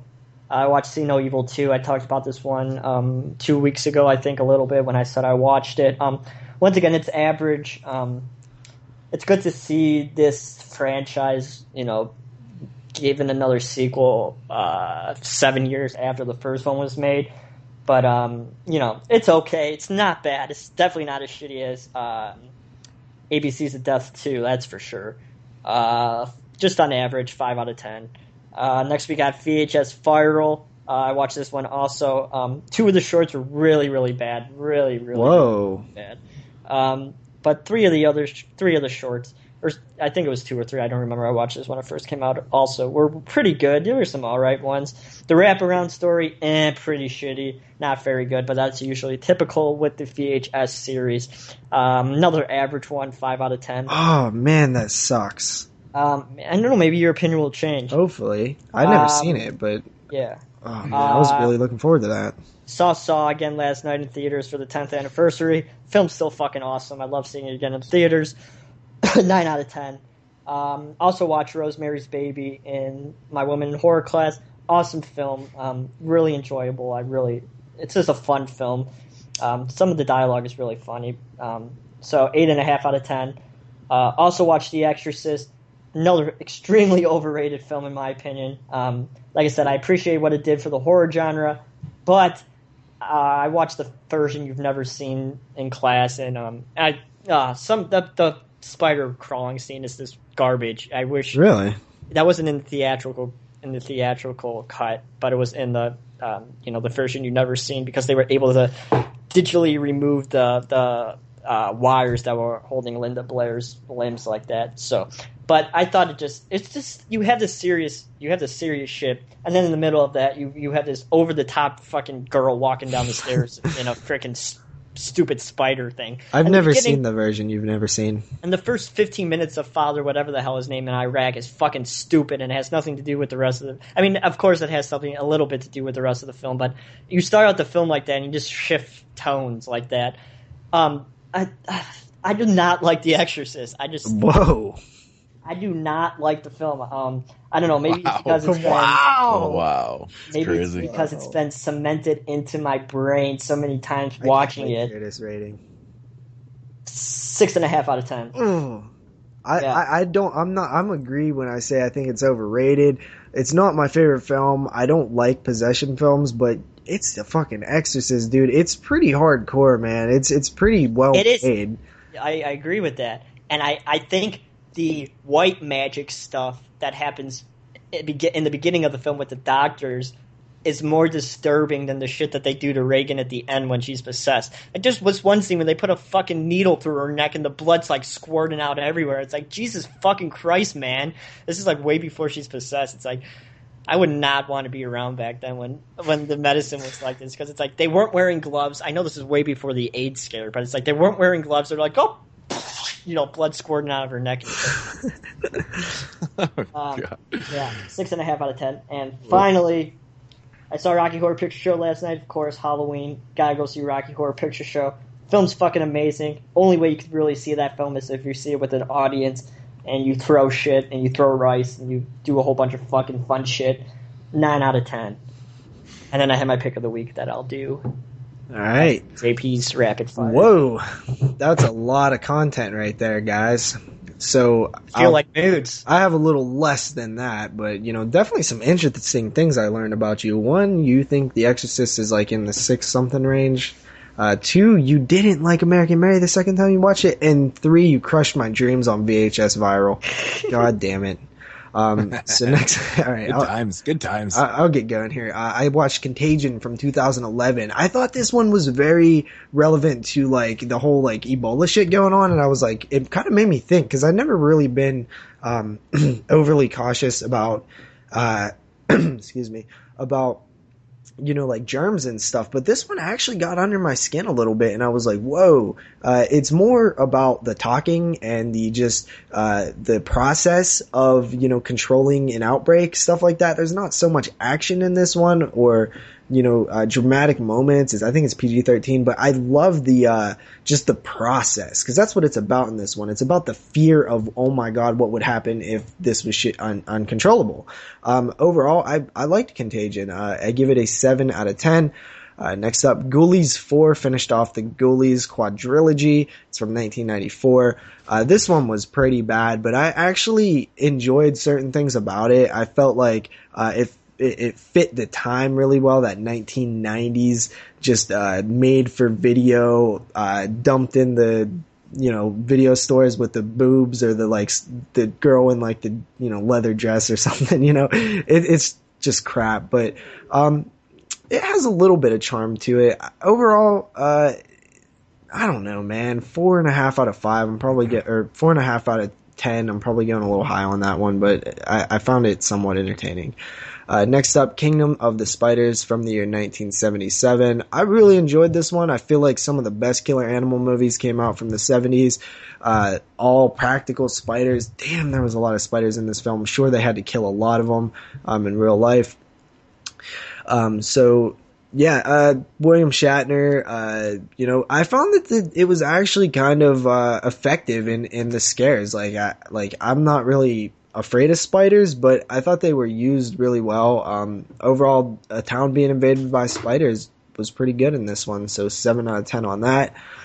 Next up is Orca from the year 1977. This is also another killer animal film. This time it's a whale. This is coming off of Jaws, and it's kind of one of those Jaws ripoffs. It's probably one of the better ones, but at the same time, there's just something nice looking about killer whales. I don't know if it's Free Willy ingrained in my head or what, but I just don't find them that threatening. And it felt like, as in Jaws, there was a reason to go after the shark and things like that. It felt like there was a reason they was in the water. Orca, it just feels a little forced, and I kind of wasn't buying it, but overall still pretty enjoyable. I give it a 6.5 out of 10.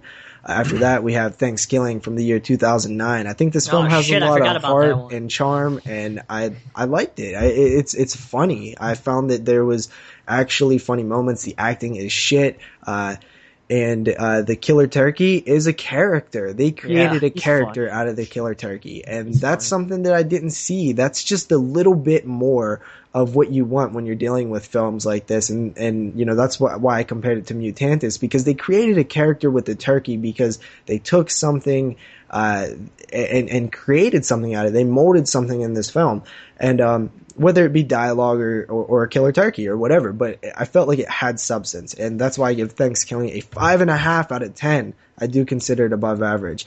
After that, we have Videodrome from the year 1983. I wasn't quite sure what was happening in this one. I feel like I need to watch this film again. Body horror, Cronenberg. I really enjoyed it. I felt like I wasn't picking up what he was putting down at some points though, and I felt like it was my fault, which is not normal. You know, sometimes I feel like it's the director just didn't convey everything correctly, but to me, I felt like it was my fault that I wasn't quite understanding. It's because Cronenberg doesn't spoon feed things, man. He beats around with it and stuff. That's what makes him so good, though. Like, he doesn't. Yeah, but we can agree that sometimes people don't spoon feed, but also it's because they are actually using bad techniques filmmaking. This is not one of those cases, right? I mean, this is not spoon fed. You have to. It's just. I feel like that's exactly what I said. I felt like it was my fault that I wasn't picking up everything. And I feel like this is a film that you very much have to watch a couple times to really kind of get all the like symbolism and subtext and all that type of stuff that's going on in this film, because it's definitely there. You can see it. But overall, like, the effects were really cool and the concept was just so ahead of its time. I really enjoyed this one. But I just took points away because I really was kind of confused also, but it could be my fault. Rating 7.5 out of 10 on that one. Did you want to say anything else about that one? No, it's fucking amazing. I love that film. You might need to watch it a couple more times. Yeah, I was getting that vibe when I was watching it. I checked out War from the year 2013. I thought this one was really interesting because it had a kind of original concept. And it's because it's not your standard werewolf. It's not your typical kind of werewolf. It's more humanistic looking, and he gets a little more werewolf looking, but he just kind of has like a werewolf undertone to his body from the very beginning. And this is more like it's a disease. And basically, this guy's being tried for murder, and he's trying to, and there's these group of people who are trying to prove that it wasn't him. And I thought that it really worked out very well. Definitely give War a 7 out of 10. After that, The Blob, the 1958 one, very, very much a classic, very fun movie. And I felt like this one just had this, weird, like, camaraderie to it, with the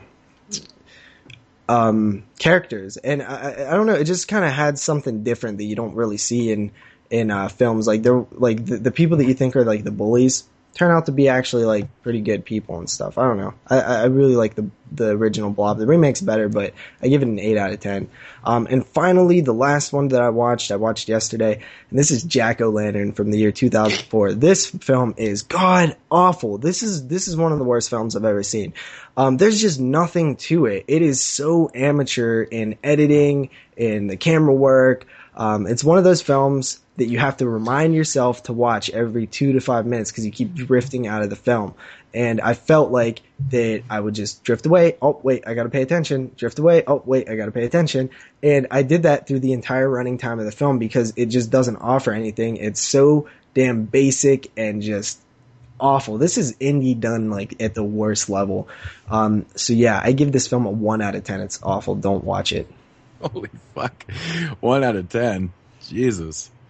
That's lower than Entity, isn't it? Yeah, I think it is. Holy fuck, that's nuts. Alrighty, so, yeah. Warlock Moon from 1973. Unfortunately, this movie basically came out at the same time as Texas Chainsaw Massacre. So it got overlooked big time. Kind of the same premise. Guy and a girl take a trip up to the country. They come across this old abandoned spa. They soon find out that there's like an old couple living in the house. And that's all I'll say about, that movie right there, or the plot and stuff. It's basically kind of your same thing, but there's a lot of things going on in this film that it kind of makes some twists and turns and stuff that kind of adds to it. Pretty well done, actually, for super low budget type film. I give it about a 6.5 out of 10. It's released by Shriek Show. Not bad though. I gotta say it was actually pretty enjoyable. Next film, Drive Through from 2007. Basically a horror type comedy. I like this film. Yeah, horror comedy. This one, it might take about 25 minutes to do the plot completely. So basically it's about like this, it's basically like a fast food restaurant mascot. He's like a clown. He's basically going around killing people, but there is a reason for it and it's stuff. Like an evil Jack in the Box character. Yeah, it's like an evil Jack in the Box. It's pretty interesting premise actually. And there's a lot of things that are actually kind of going on, like kind of supernatural weird things and stuff. And it was different. It was really different. Really fucking enjoyable. Good kills, some pretty good funny dialogue and stuff. I give it about a 7 out of 10. Next up, from 2012, released by Artsploitation Films, a film called Wither. It's from Sweden. This is basically the Swedish version of The Evil Dead. It's got the exact same plot. People go up to this abandoned this cabin out in the woods. They become possessed, and people start getting fucking killed. So not really original, but very enjoyable. I've heard good things about that one. It is, man. I mean, if you know what you're getting yourself into and you know the plot and stuff is not original, it's very enjoyable. I knew what I was getting myself into at this one. It's about the gore effects and just the possession and stuff. It's really good though. It's not bad. I really have mad respect for those effects that they did in the film. I give it about a 7.5 out of 10. Very enjoyable watch. Next up, I watched The Mummy from 1932, the Boris Karloff. What can I say? The Mummy's fucking amazing film. It's just, I love Boris Karloff's performance in this film. It's just fantastic. It's shot well, and it looks great too. They've cleaned this film up like masterfully. I give it about an 8.5 out of 10. Okay, next up here, Disaster LA. This is from 2014. I've heard interesting things about this one. I've seen this one all over the dump bins. Yeah. Yeah, it's really fucking cheap. I didn't even really know anything about it. Came across it for like super cheap on Blu-ray, so I grabbed it. Thought I'd give it a shot. Expecting a very generic zombie film. Basically, the premises of the film is that a meteor hits Los Angeles. The vapors from the meteor start infecting people, killing them off, and they come back to life as zombies and stuff. Now, the first half of the film starts out really good. I think it kind of tanks off in the second half. It doesn't really go anywhere. I mean, they're obviously trying to escape LA, get the fuck out of there and stuff, but there's some of the decisions and some of the things that happen in the film just didn't really work for me. I will give them a lot of credit for it being such a low budget film. The zombies look fantastic in it. That was one really cool thing. The zombies looked awesome. Some of the gore and stuff was pretty good. But, you know, just a little over average as an overall product. I give it about a 6 out of 10. Next up from 2007, I watched the remake of Funny Games. Everybody knows the storyline, home invasion film. But you know, I remember watching this film when it first came out, and I really wasn't a big fan of it. But upon rewatching, this is actually only the second time I've ever seen it, and I really enjoyed it. I think the guys that play the bad guys in this film, I can't remember their names off the top of my head. I think they both do a fantastic job in this. They really do pull it off well. Tim Roth is good. Naomi Watts is good in it too. She's sexy as fuck. But I think the overall product of the film is actually, it works. And that part with the son fucking still got me, man. I was like, wow, it's brutal. 7.5 out of 10. Next up from 1982, Butcher Baker, Nightmare Maker. This is released by Code Red. This is a really interesting film about a boy that's raised by his auntie because his parents were killed when he was about 2 or 3 years old in a car crash. So he's raised by his overbearing and overprotective auntie. Now he's about a senior in high school and he wants to move away to go to college and stuff. And she's really not wanting any part of that because she's got this really odd attachment to him, kind of like in an ancestral way. And he doesn't really see it, but like you can tell right away that she's just doesn't want him to leave for other reasons and stuff. And she essentially kills this dude that she claims that's trying to rape her in the film and stuff. And there's this whole investigation with this homophobic cop, and it's a really fucking good movie, man. Really interesting stuff. Highly recommend Butcher Baker, Nightmare Maker. It was right from the top, right to the end. It was just highly entertaining. You just don't really know where it's kind of going and stuff. But I will say that when I got that in the mail to send to you, I was like, man, this looks so intriguing by the cover, and I really wanted to pop it open and check it out. Man, they're just so expensive though, right? I know. I even told you, Joe, I was like, open that fucker up and watch it, man. It's a really good film, man. I really highly recommend it. I give it 9 out of 10. Really good. Wow. Good performance. I might actually have to buy it. The auntie in this film, her performance is fucking amazing. It's such a good performance. She's so believable as this crazy fucking, oh god, it's really good. From 1987, I watched The Curse. Starring Will Wheaton, basically about this fucking odd thing that kind of hits the earth or hits in their, they live on a farm. It basically taints. It's kind of like, I don't even know what it is. It's basically kind of like a meteor thing. Leaks out all this shit into all their food and stuff. And then people start getting all fucked up and dying off and shit like that. It's a pretty interesting film, pretty cheesy at times.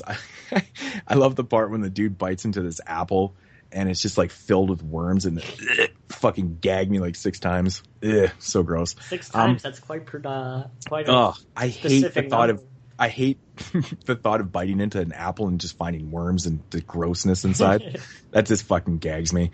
Really enjoyable film though. Really cool stuff. 7 out of 10. You're eating maggots. That scene always used to creep the fuck out of me when I was a kid, dude. Yeah. Next up from 2006, I watched a film called The Tooth Fairy. It's essentially the Tooth Fairy story. This is not the Rock one? This is actually... Jesus Christ. This is not the Rock one, no. No, it's basically about the Tooth Fairy. There's a whole backstory of the Tooth Fairy, blah, blah, blah. Essentially, it feels very much like a shitty TV film. Isn't this the same film as Darkness Falls? Like, aren't they the same damn thing? I think the stories are kind of different in these a little bit, not much though. I mean, the whole mythology behind the Tooth, like the evil or the Tooth Fairy being evil and stuff, I think is portrayed in both films. But this one's just executed kind of poorly, really, really poorly. Poor performances and stuff, and just things are happening, and I'm just like, ugh, I don't care. I don't recommend it. 4 out of 10. Check it out at your own risk. I picked it up because it was an original Anchor Bay release, so I grabbed it. So, next up, from 1971, a film called Fright. This one is starring Susan George, the beautiful Susan George. She is basically at this house babysitting this couple's kids. And then all of a sudden, the real father of this child shows up at this house and starts kind of trying to get in there, and he's acting all crazy and shit. He's from this like mental institution and stuff. Very enjoyable type film, man. I really enjoyed Susan George's performance is excellent. 7 out of 10. That's another original Anchor Bay release that actually David K sent me. Really, really fucking hard DVD to find. Thank you once again. Oh my God. From 2007, I watched a film called Study Hell. This is essentially the horror version of The Breakfast Club. It is absolutely fucking horrible. The film starts out with basically... What's it called? Breakfast Hell? Study Hell. Oh, Study Hell. So basically it starts out where it's showing a bunch of kids getting into trouble and then get sent off to detention after school and stuff like that. Then the film starts... Holy shit, that cover looks terrible. ...about this teacher that, you know, he's having some issues in his life and stuff like that. Anyways, the school forces him to do detention after school with these fucking bad children and stuff. But, oh my God, dude. So he shows up at class, and some of the dialogue that's happening between these 5 characters that I might add are identical to the 5 that are in The Breakfast Club. I'm not kidding you. They are identical. They even start saying some of the exact same lines. Word for word out of The Breakfast Club. Like, what are you, a double dweebo? So is it like that, homage man, or ripoff? It's just total fucking ripoff, man. I mean, obviously it was probably... I mean, people were obviously going to notice, so maybe it's like a homage rip. I don't know. But maybe it was intent to be a homage, but it just comes off as ripoff. Maybe. But essentially, this teacher that's having some issues, he's got, so kind of like some mental issues. They fucking push him over the edge, and then he starts killing people one by one and shit. It's fucking horrible. I just really hated this movie. Right from about 20 minutes into it, I couldn't stand it. I generally like these type of low budget films, but this one was fucking killing me. The dialogue, I mean, it was, so many things were just ripped off, and it was just bad. And 2 out of 10, horrible fucking mistake there. The detention, you said? It's called Study Hell. Oh, I thought you said detention.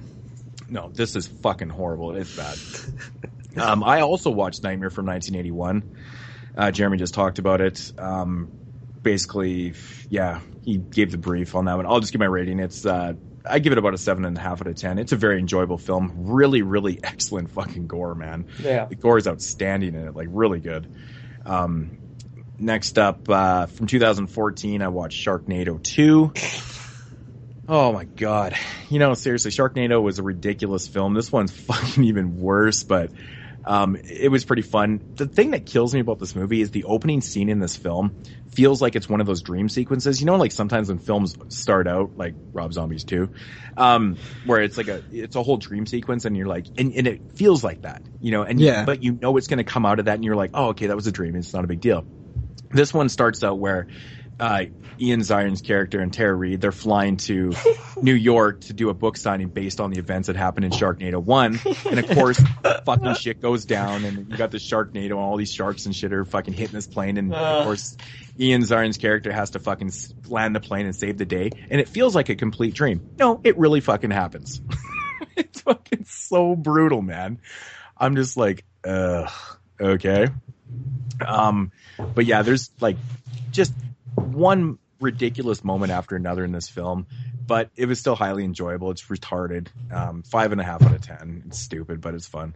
From 1973, I watched Brian De Palma's amazing film, Sisters. Sisters is such a brilliant film. I won't go into the plot of it because I believe that Jeremy talked about it already. But the whole premise of the film is, and it's executed perfectly. Mm-hmm. I think everything about this film is just executed perfectly, with the backstory, with the sisters, the male gaze. Yeah, I think it's almost a perfect film. 9.5 out of 10. I give it. Definitely check out Sisters if you never checked it out. It's awesome. I watched from 2011. I believe you guys have seen this film also, and that's 247 Degrees. Yeah, I picked this one up recently. 1 year later, he finally checks it out. Yeah, so, wait, when did we start? Probably about this time. Yeah, a year ago. I think it was November. So essentially, it's about a group of 4 people that get trapped in this sauna, and they have to how they get trapped is so fucking stupid. Oh god, the explanation for it is so stupid. It's so stupid. It was kind of enjoyable at times, but I think some of the dialogue is kind of and it does drag a little bit at times, and I think some of the decisions are stupid too. But I mean, also you have to disconnect yourself, because I think if you were put in that situation, you would probably act not like yourself either. But it was still okay. It was worth the watch. 5.5 out of 10. Always bring water if you go into a sauna. So I felt like that one was just not executed like super great. I thought that the ideas were good, just that it just didn't. They didn't portray these characters how I would necessarily do it. I believe me and Jeremy both gave that film a 6 out of 10, though. Yeah. Okay. Oh, I didn't even look back what you guys gave it. So 5.5, I give it. So, next up from 1974 is Oliver Stone's first full-length film, and that's Seizure. Really, really odd horror thriller type film. It's really fucking bizarre about this dude that's school. What's that? He was just at my school. Oh, really? Cool. Yeah, like 2 weeks ago. So this one's about this dude that's having like these crazy ass nightmares, and then all of a sudden, all the characters from his nightmares kind of like show up at his house, or do they? He doesn't really know what's going on, and it's like this. That sounds interesting. It's a really weird one. It's like this executioner who's like, kind of looks like an executioner. And then there's this woman. She's like the embodiment of evil, basically. And then there's this small little dwarf, character. And he's this fucking total little shit in the film.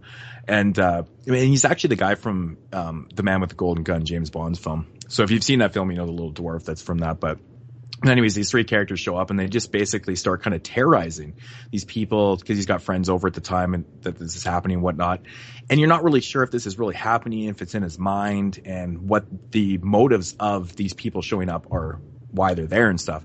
So it really does keep you interested right to the end. Is he crazier than the dwarf in Blood-Sucking Freaks? No, he's not that crazy. I love that guy. He's not that crazy, but there is some pretty interesting moments in this, and some explanations and kind of mythology behind of, what these may be representing and stuff. It's a really good film, really good first effort by Oliver Stone. I give it about a 7.5 out of 10. Next up from 2014, I watched Wolf Creek 2. Basically more of the first. It's, what's his face? I can't even remember the character's name right now. Mick Garris? Mick Garris is going around killing off foreigners, basically. He's Canadians. hell-bent on Canadians, yeah. In this case, he's Germans and a British guy, and stuff like that. So basically, it's more of that, him going around killing off foreigners, trying to protect his land. He doesn't want foreigners on the fucking land, so he's taking them out. It's got some pretty good fucking gore moments in this, man. You kids stay off my lawn. There's some really good gore effects in this, I gotta say. It was really entertaining. Really odd scene with this guy that he captures towards the end. Ends up playing like a trivia game with him and stuff, and every time he gets one wrong, he would fucking grind off his fingers, and oh fuck, man, this is brutal. Wow. highly, highly enjoyable. Really enjoyed it. 7.5 out of 10. It was a good time. Next up, I watched Proxy from 2014, IFC midnight release. I believe JP, you talked about this one on here. I did. This is one movie that I just do not know how to approach for a review because I don't want to ruin Remember, anything. I was having that problem too, though. Yeah, and I understand completely where you're coming from because you don't want to say anything. You want to tell people to just watch this movie. You know, you can give a basic premise to it. There's a girl that's about almost ready to pop. She's about 2 weeks due. At the beginning of the film, she gets jumped. A horrific fucking scene happens that's still embedded into my mind. I'll never fucking forget it. It's so brutal. God, I was just devastated when I saw that. I was like, holy fuck, that did not just happen. Essentially, she loses her baby. She goes to a support group where she meets this girl. And that's pretty much all I'm going to say about this because you can't really go any further. I don't really know how. I think a good description of it is it's about creating life and losing life. That is a very good point. Very good point. So there's a lot of twists and turns in this. Very interesting structure to the film with the main characters. I would add into that. Yeah, it's like two separate things though. It's like it is. Here's the story about losing life, creating life. Like it's awesome. Oh, it's a fantastic. This movie actually blew me away. I didn't really know. Best IFC midnight film. Oh God, it's one of the better ones. It's one of the. There's so many IFC films. I don't know. Considering Maniac, dude. I mean. Yeah. But this one it held my attention for the whole 2 hours, and I will say I was quite surprised at the run. Wow, was it really that long?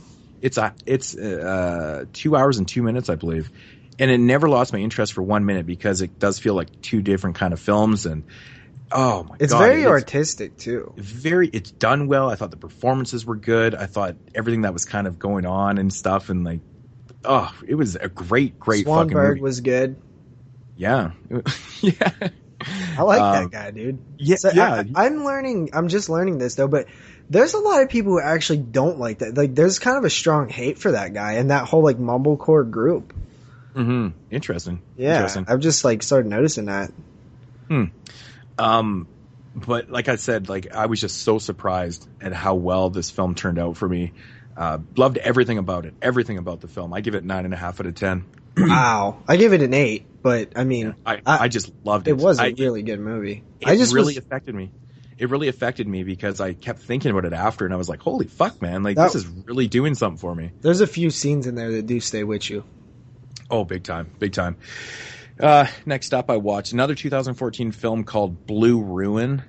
This one follows your main character. He's obviously homeless, living in a car, doing whatever and stuff. He gets word that this dude is getting out of jail that actually is responsible for killing his parents. So, and I'm not even too sure how much time has gone past since this guy's been in jail and stuff like that. Anyways, he gets word that this guy's getting out of jail by a police officer, actually. And so he basically drives to the state where this guy's getting out of jail. He gets some weapons, and now he's out for revenge and stuff like that. This one is a pretty interesting study on him. You start learning things about him and his family, and then also the family of the people that were responsible for killing his father and all these kind of things. So there's a little bit of twists and turns in this one. This is an excellent film. It's essentially a revenge film with a guy, but shot beautifully, executed beautifully, and I really think the performances are awesome in this too. Everyone does a great job. Really awesome film. I give it about a 7.5 out of 10. Next, from 2014, I watched Beneath, another IFC midnight film. This one was released by Mongrel in Canada, of course. Beneath basically follows a group of people that get trapped underneath about 600 feet down in a coal mine. And now they have to figure out how to get the fuck out of there or before their oxygen runs out and stuff like that, because I think it takes usually when this type of thing happens, they say about 4 to 5 days to dig people out. Yeah. So basically they're down there. They have, a compression unit and stuff like that. There's like a place that they can survive and stuff, but it's not really what you think this movie is. It's certain things start happening to people down there, and then people start getting killed off. It's kind of like an underground slasher type.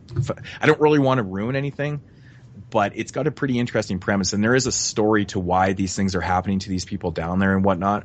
Very interesting film. It was nothing what I expected. I thought it was going to be more of just a strictly survival horror type. Yeah, exactly, survival type horror. But it's that's more what about I thought it was. other things that are going on in this one. It's really good. I really enjoyed it. 7.5 out of 10. Good performances too.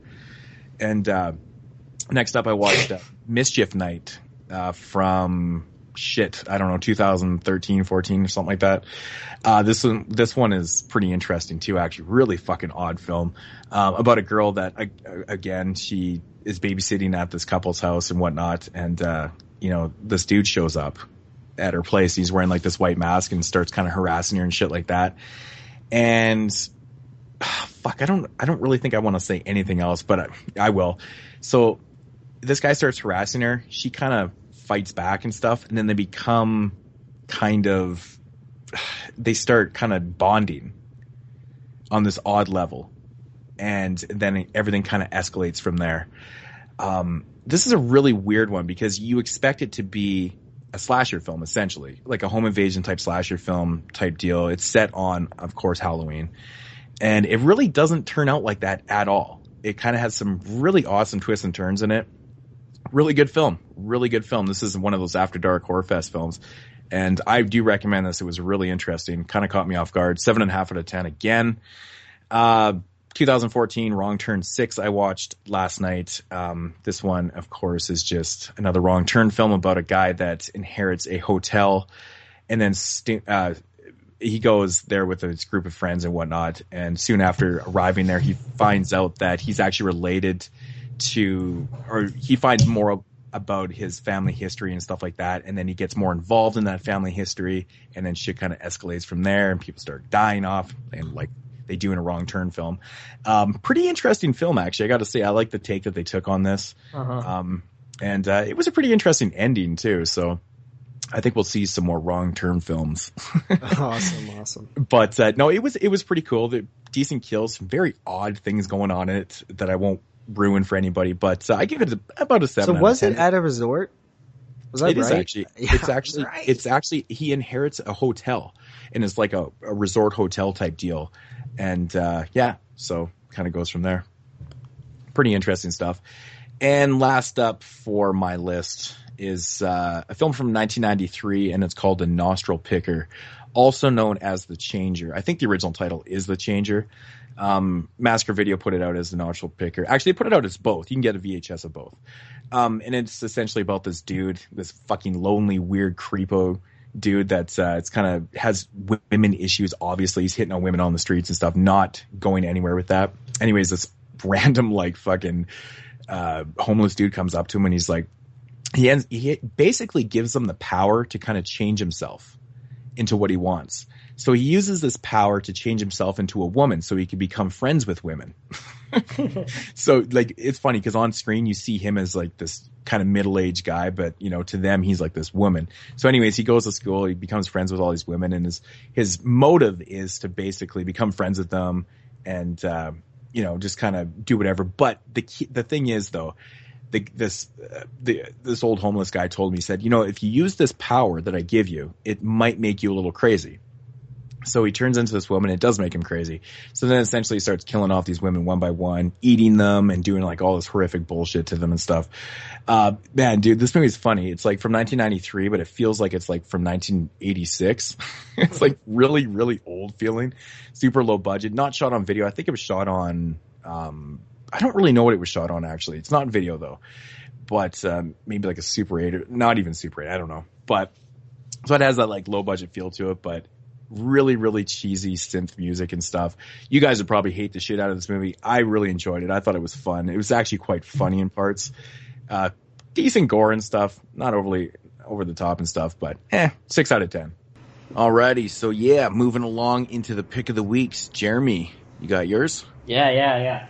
Sure. So the film I'm going to be talking about for my pick of the week was a film that Moodz actually talked about a few weeks ago. And that is a film released in 2014, shot in 2013, released by Synapse, that's titled Worm. This film is fucking awesome. I know Moodz really enjoyed it as well, but after he talked about it, I had to go out and grab a copy, and I was able to score one for like I think I paid like $5 for it on eBay, which was a killer score. But as Moodz says, basically this film is about a futuristic world that the people who live in it cannot dream any longer. I know I said to Moodz and JP that they never really explained why these people can't dream anymore, and I know Moodz said, oh, it's not really important, which I guess it's not important after I thought about it, after I finished watching the film and things like that. So we never really know why these people can't dream. But they invent this thing called Fantasites or something like that. And Fantasites, yeah. Yeah.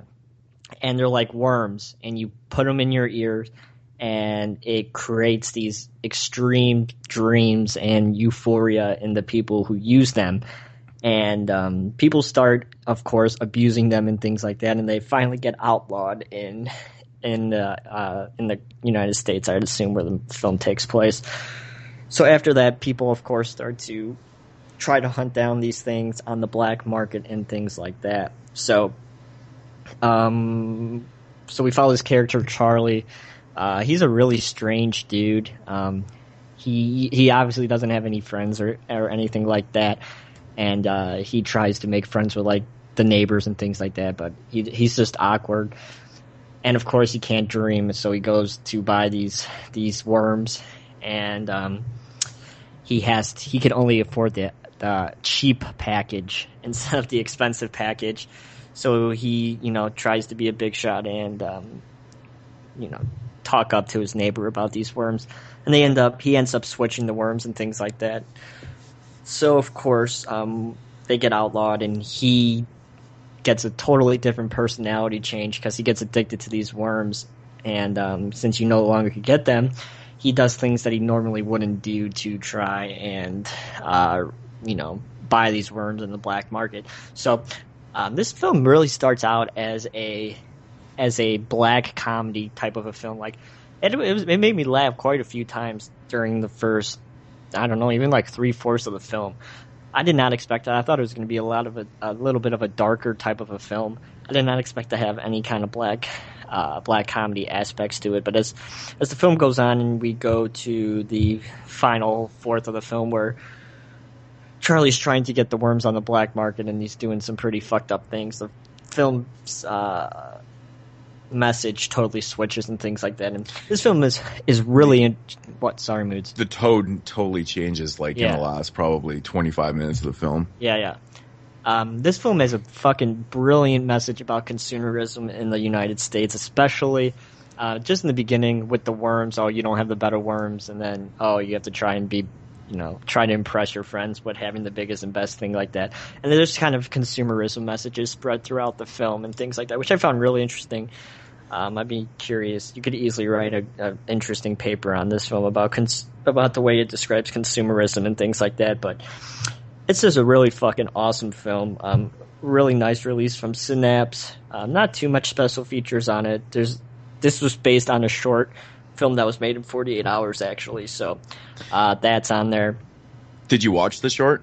Yeah, it's fun. It's the same actors and everything, pretty much. And but they look different though. Yeah. It's so funny. And then there's like a commentary and some deleted scenes. So I wish they would have had a making of type of a featurette on it. I thought that would have been interesting to watch and things like that. But fantastic release from Synapse. If you guys could pick it up, I highly, highly, highly recommend it. It's a really enjoyable film, and it makes you think about the world that we live in and how much material goods affect our lives.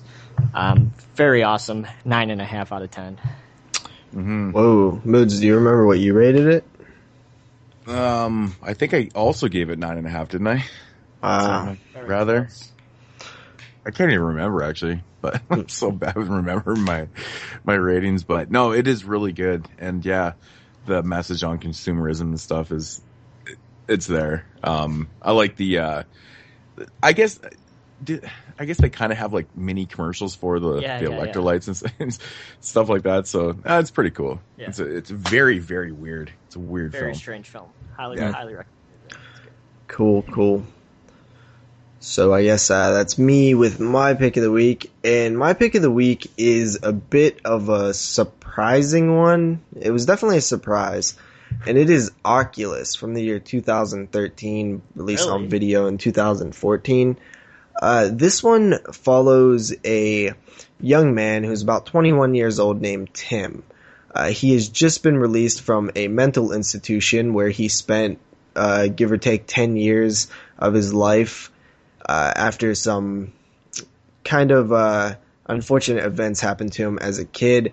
He is almost sort of brainwashed into believing that he really was crazy when his sister Kaylee, who kind of takes him into her home, is trying to convince him that no, you was right the whole time, that and the people in the institution were trying to get you to believe that you actually did these things.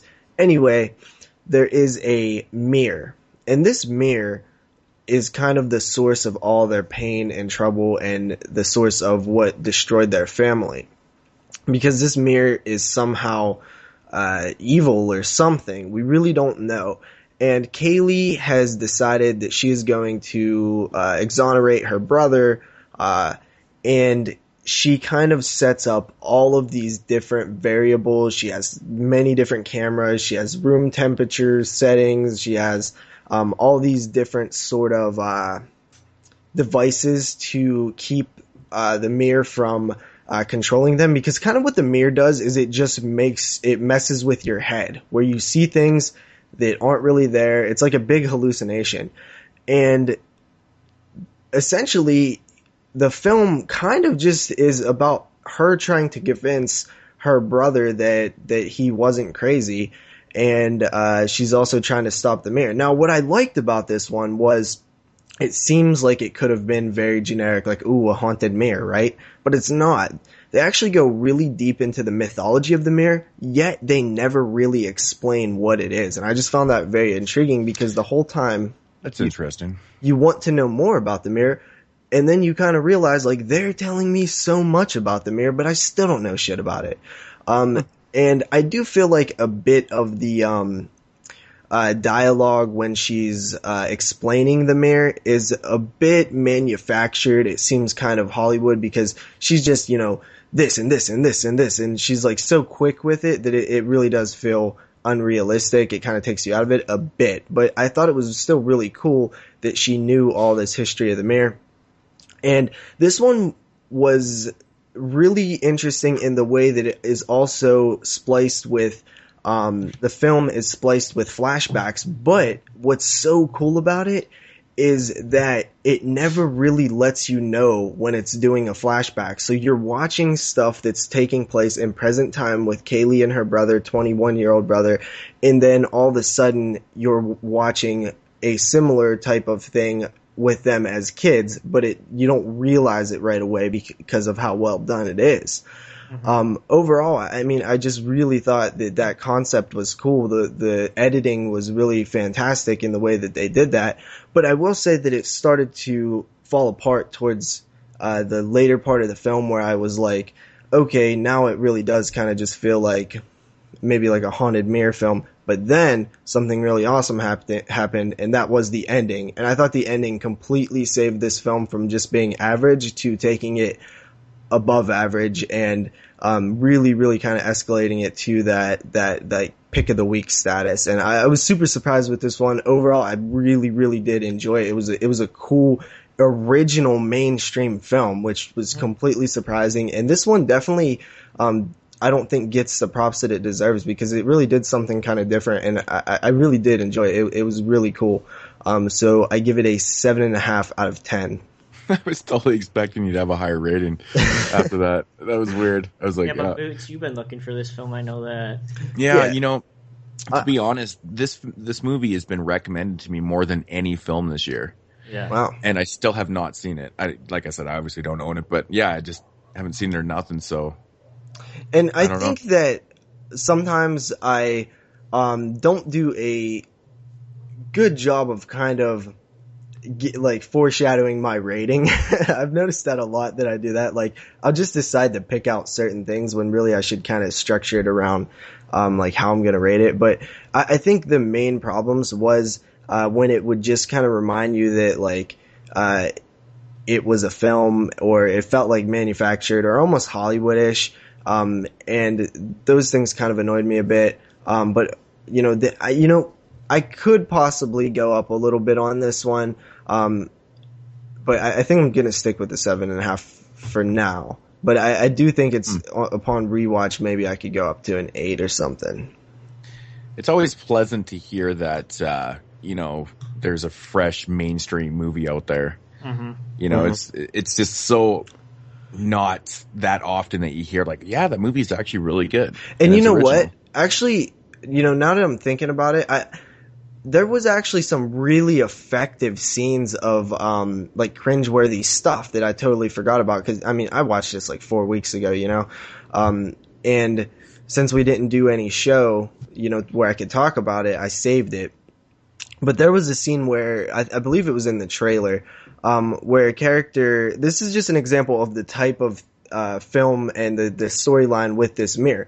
Basically, this character is eating an apple, and she's, monitoring the mirror. She sits the apple down, and she's changing a light bulb.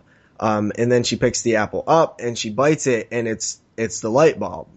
It's not the apple. And the apple is still sitting on the table. And it's fucking makes you cringe, because it's like, that sound where it's like glass crunching. Yeah, and crunch. Yeah, and teeth. The scene in American History X where the teeth scrape the curb? It's like that feeling. So I was like, yeah, you know what? X that. I'm actually going to change my rating right now. I truly am. I after thinking about it, this is definitely an 8 film. It's definitely a buy. I would say, grab this film. I plan on grabbing it. I actually rented it out of the Redbox, but I will buy this film because I really did like it. Interesting. That might be the first time someone's ever like changed their rating after they gave a rating. Exactly. I think. No, yeah, Jeremy's definitely done it a couple times, actually. Has he? Okay. Yeah, now that I think about it. Interesting. Cool. Yeah, I'm going to have to check this out, man. It definitely sounds really interesting, Yeah, I think you'll like it. I think you would. So visually, it's pretty good, though, too? Yeah, and I think you'll actually appreciate the editing in it, because the way that they trick you, because the film is about a mirror that's tricking the characters into thinking they're seeing stuff that they're not. Meanwhile, you're being tricked as a viewer into not really knowing which era the scenes are taking place in, because it switches back to the flashbacks, and that doesn't really start picking up till late in the film. Like, it starts gradually where it's just like, when it's a flashback, but then when the climax is happening and everything's all fast paced, you're like kind of confused because it keeps going back and forth, but it's a good kind of confused because it's interesting. It makes it more entertaining. Mm-hmm. Cool. I just talked myself up a half point on a rating. That was pretty crazy. Normally it's the other person. Yeah, that's awesome. Alrighty, so my pick of the week this week is a brand new film from 2014, and it's a Canadian film called Wolf Cop. Yeah. It's one thing about this one. It's one thing that, Canadians seem to do well is werewolf films, I guess. I don't know. This one's completely different as, such films as like Ginger Snaps and stuff, but it's got a pretty interesting premise to it. Basically, it follows your main character. His name is Lou. He's the sheriff of the small little town, like we're talking tiny town, called Woodhaven. This is all shot in Saskatchewan in Canada. I don't know if it's a real city or not. I've never been there, but anyways, Lou is like, he's not really the best sheriff in the town, the best sheriff out there. He has a drinking problem, like a severe drinking problem. Like, he likes to get shit-faced every single night and wake up in random places, and he's just not very good at his job at all. And the funny thing about him not being very good at his job is that he comes from a line of police officers. His father was like an excellent sheriff, excellent cop, apparently. And yeah, it just wasn't really passed down to him so, that well. And, it's quite noticeable, and, his coworkers and stuff and his boss, they kind of rip on him a little bit for being the way he is and stuff like that. So anyways, you get introduced to his character. It's actually pretty comical the way they do it. But anyways, one day, Basically the biggest issues that happen in Woodhaven is like there's like random little robberies and stuff, but they have like a pet problem. People's pets always seem to go missing, and that's like pretty much all the action that happens in this city. But anyways, so he kind of feels bad one day that he keeps sending out his partner to do all these calls and stuff, and he just kind of abuses her because he's kind of an asshole. Doesn't really think about things, and she's always covering for him and stuff. But anyways, this one specific day, this call comes in, and she's like, well, I might as well go to this call. And he's like, oh, never mind. He's like, don't worry about it, sit down, I will go to this call. And she's like, okay, that's fucked up. So anyways, he goes out to this call. Soon after arriving at this disturbance call or whatever, he blacks out and he wakes up like the next day. And everyone just kind of assumes that, he doesn't show up to work because he's always late for work and stuff, that he was just on another drinking binge or whatever. And that's not really the case. He actually wakes up in this place and he's like all kind of disoriented and stuff. And he kind of starts growing like hair and like, basically kind of transforming into a wolf and stuff like that. And then he eventually does. He goes like full blown werewolf and stuff. But the funny thing is he's still in the back of his mind, he's like, I still have a job to do. So now he's like wolf cop, right? But wolf the weird cop.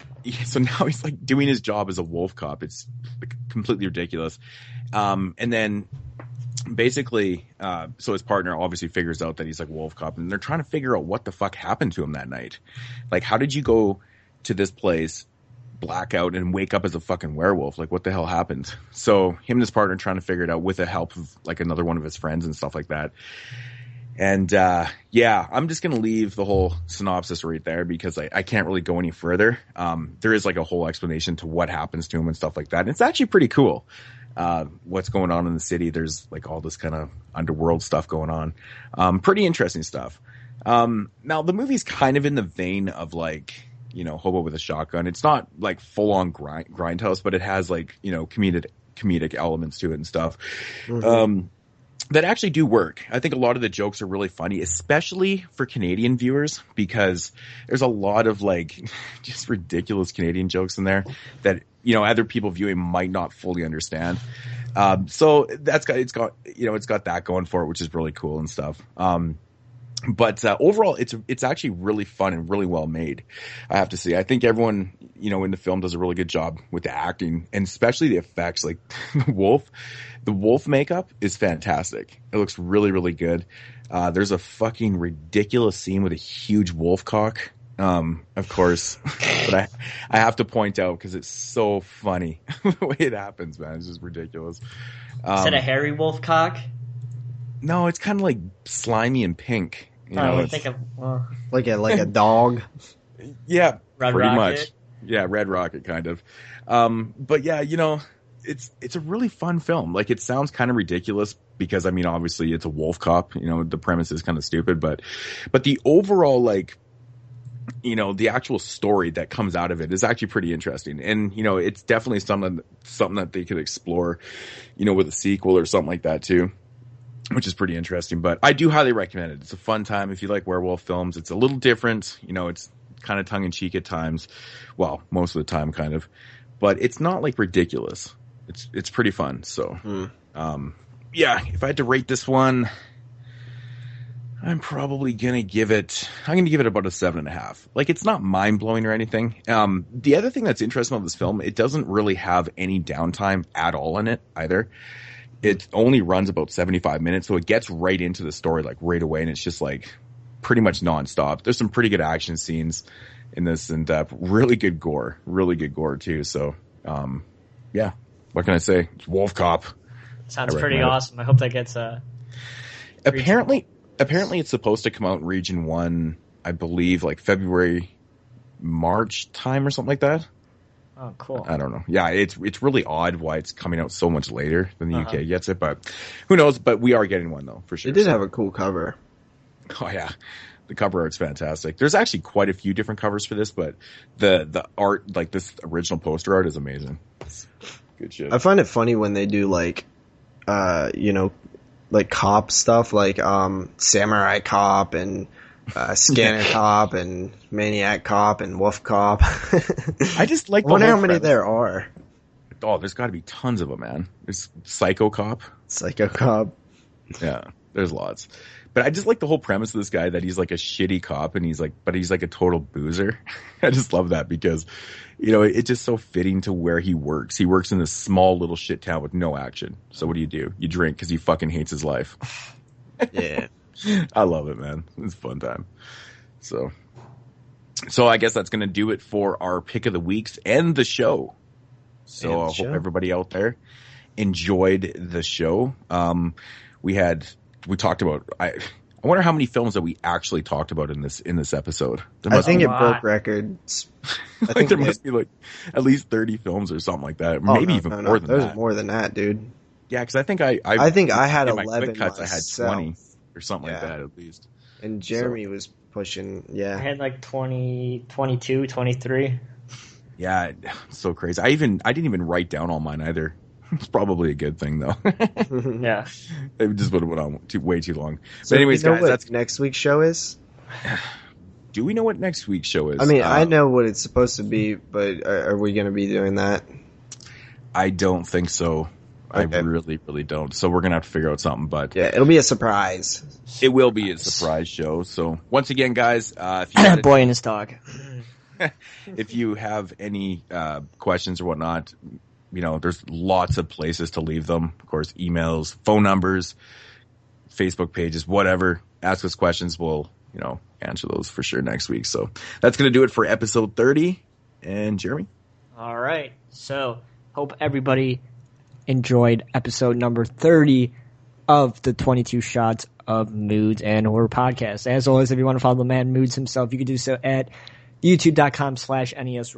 Oh my God. youtube.com/Moodz616 or click the subscribe button down below. I did it so good last week too. If you want to follow JP, aka the man who forgot about the Pee-wee's Playhouse movie announcement, you can do so at youtube.com/DoubleShotJ. And as always, you can follow me on my channel at youtube.com/NESRuler22. And you guys can also watch us on thedevilseyes.com. And as always, if you have any questions, you can email us at the 22 shots of moods and horror at gmail.com. It's 22 shots of moods and horror at gmail.com. And as always, you could follow us on Twitter at 22 shots podcast. And as always, you can leave us any voicemails you have at 724-426-6665. And that shall do it for the 30th episode of the 22 Shots of Moods and Horror podcast. Hope everybody has a good week, and we shall talk to you guys again next week. Talk to you guys soon. Yeah. 724 all day, baby. 7 deuce foes. Weird actually being at home on a Halloween. I think that's the first time ever. I swear. So weird. Like for a Friday night.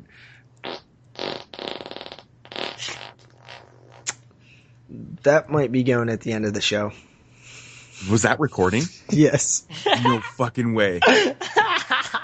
Oh my God. I'm not going to lie. I had this butter chicken last night and I've had the worst gas. Oh, JP, I love you for life.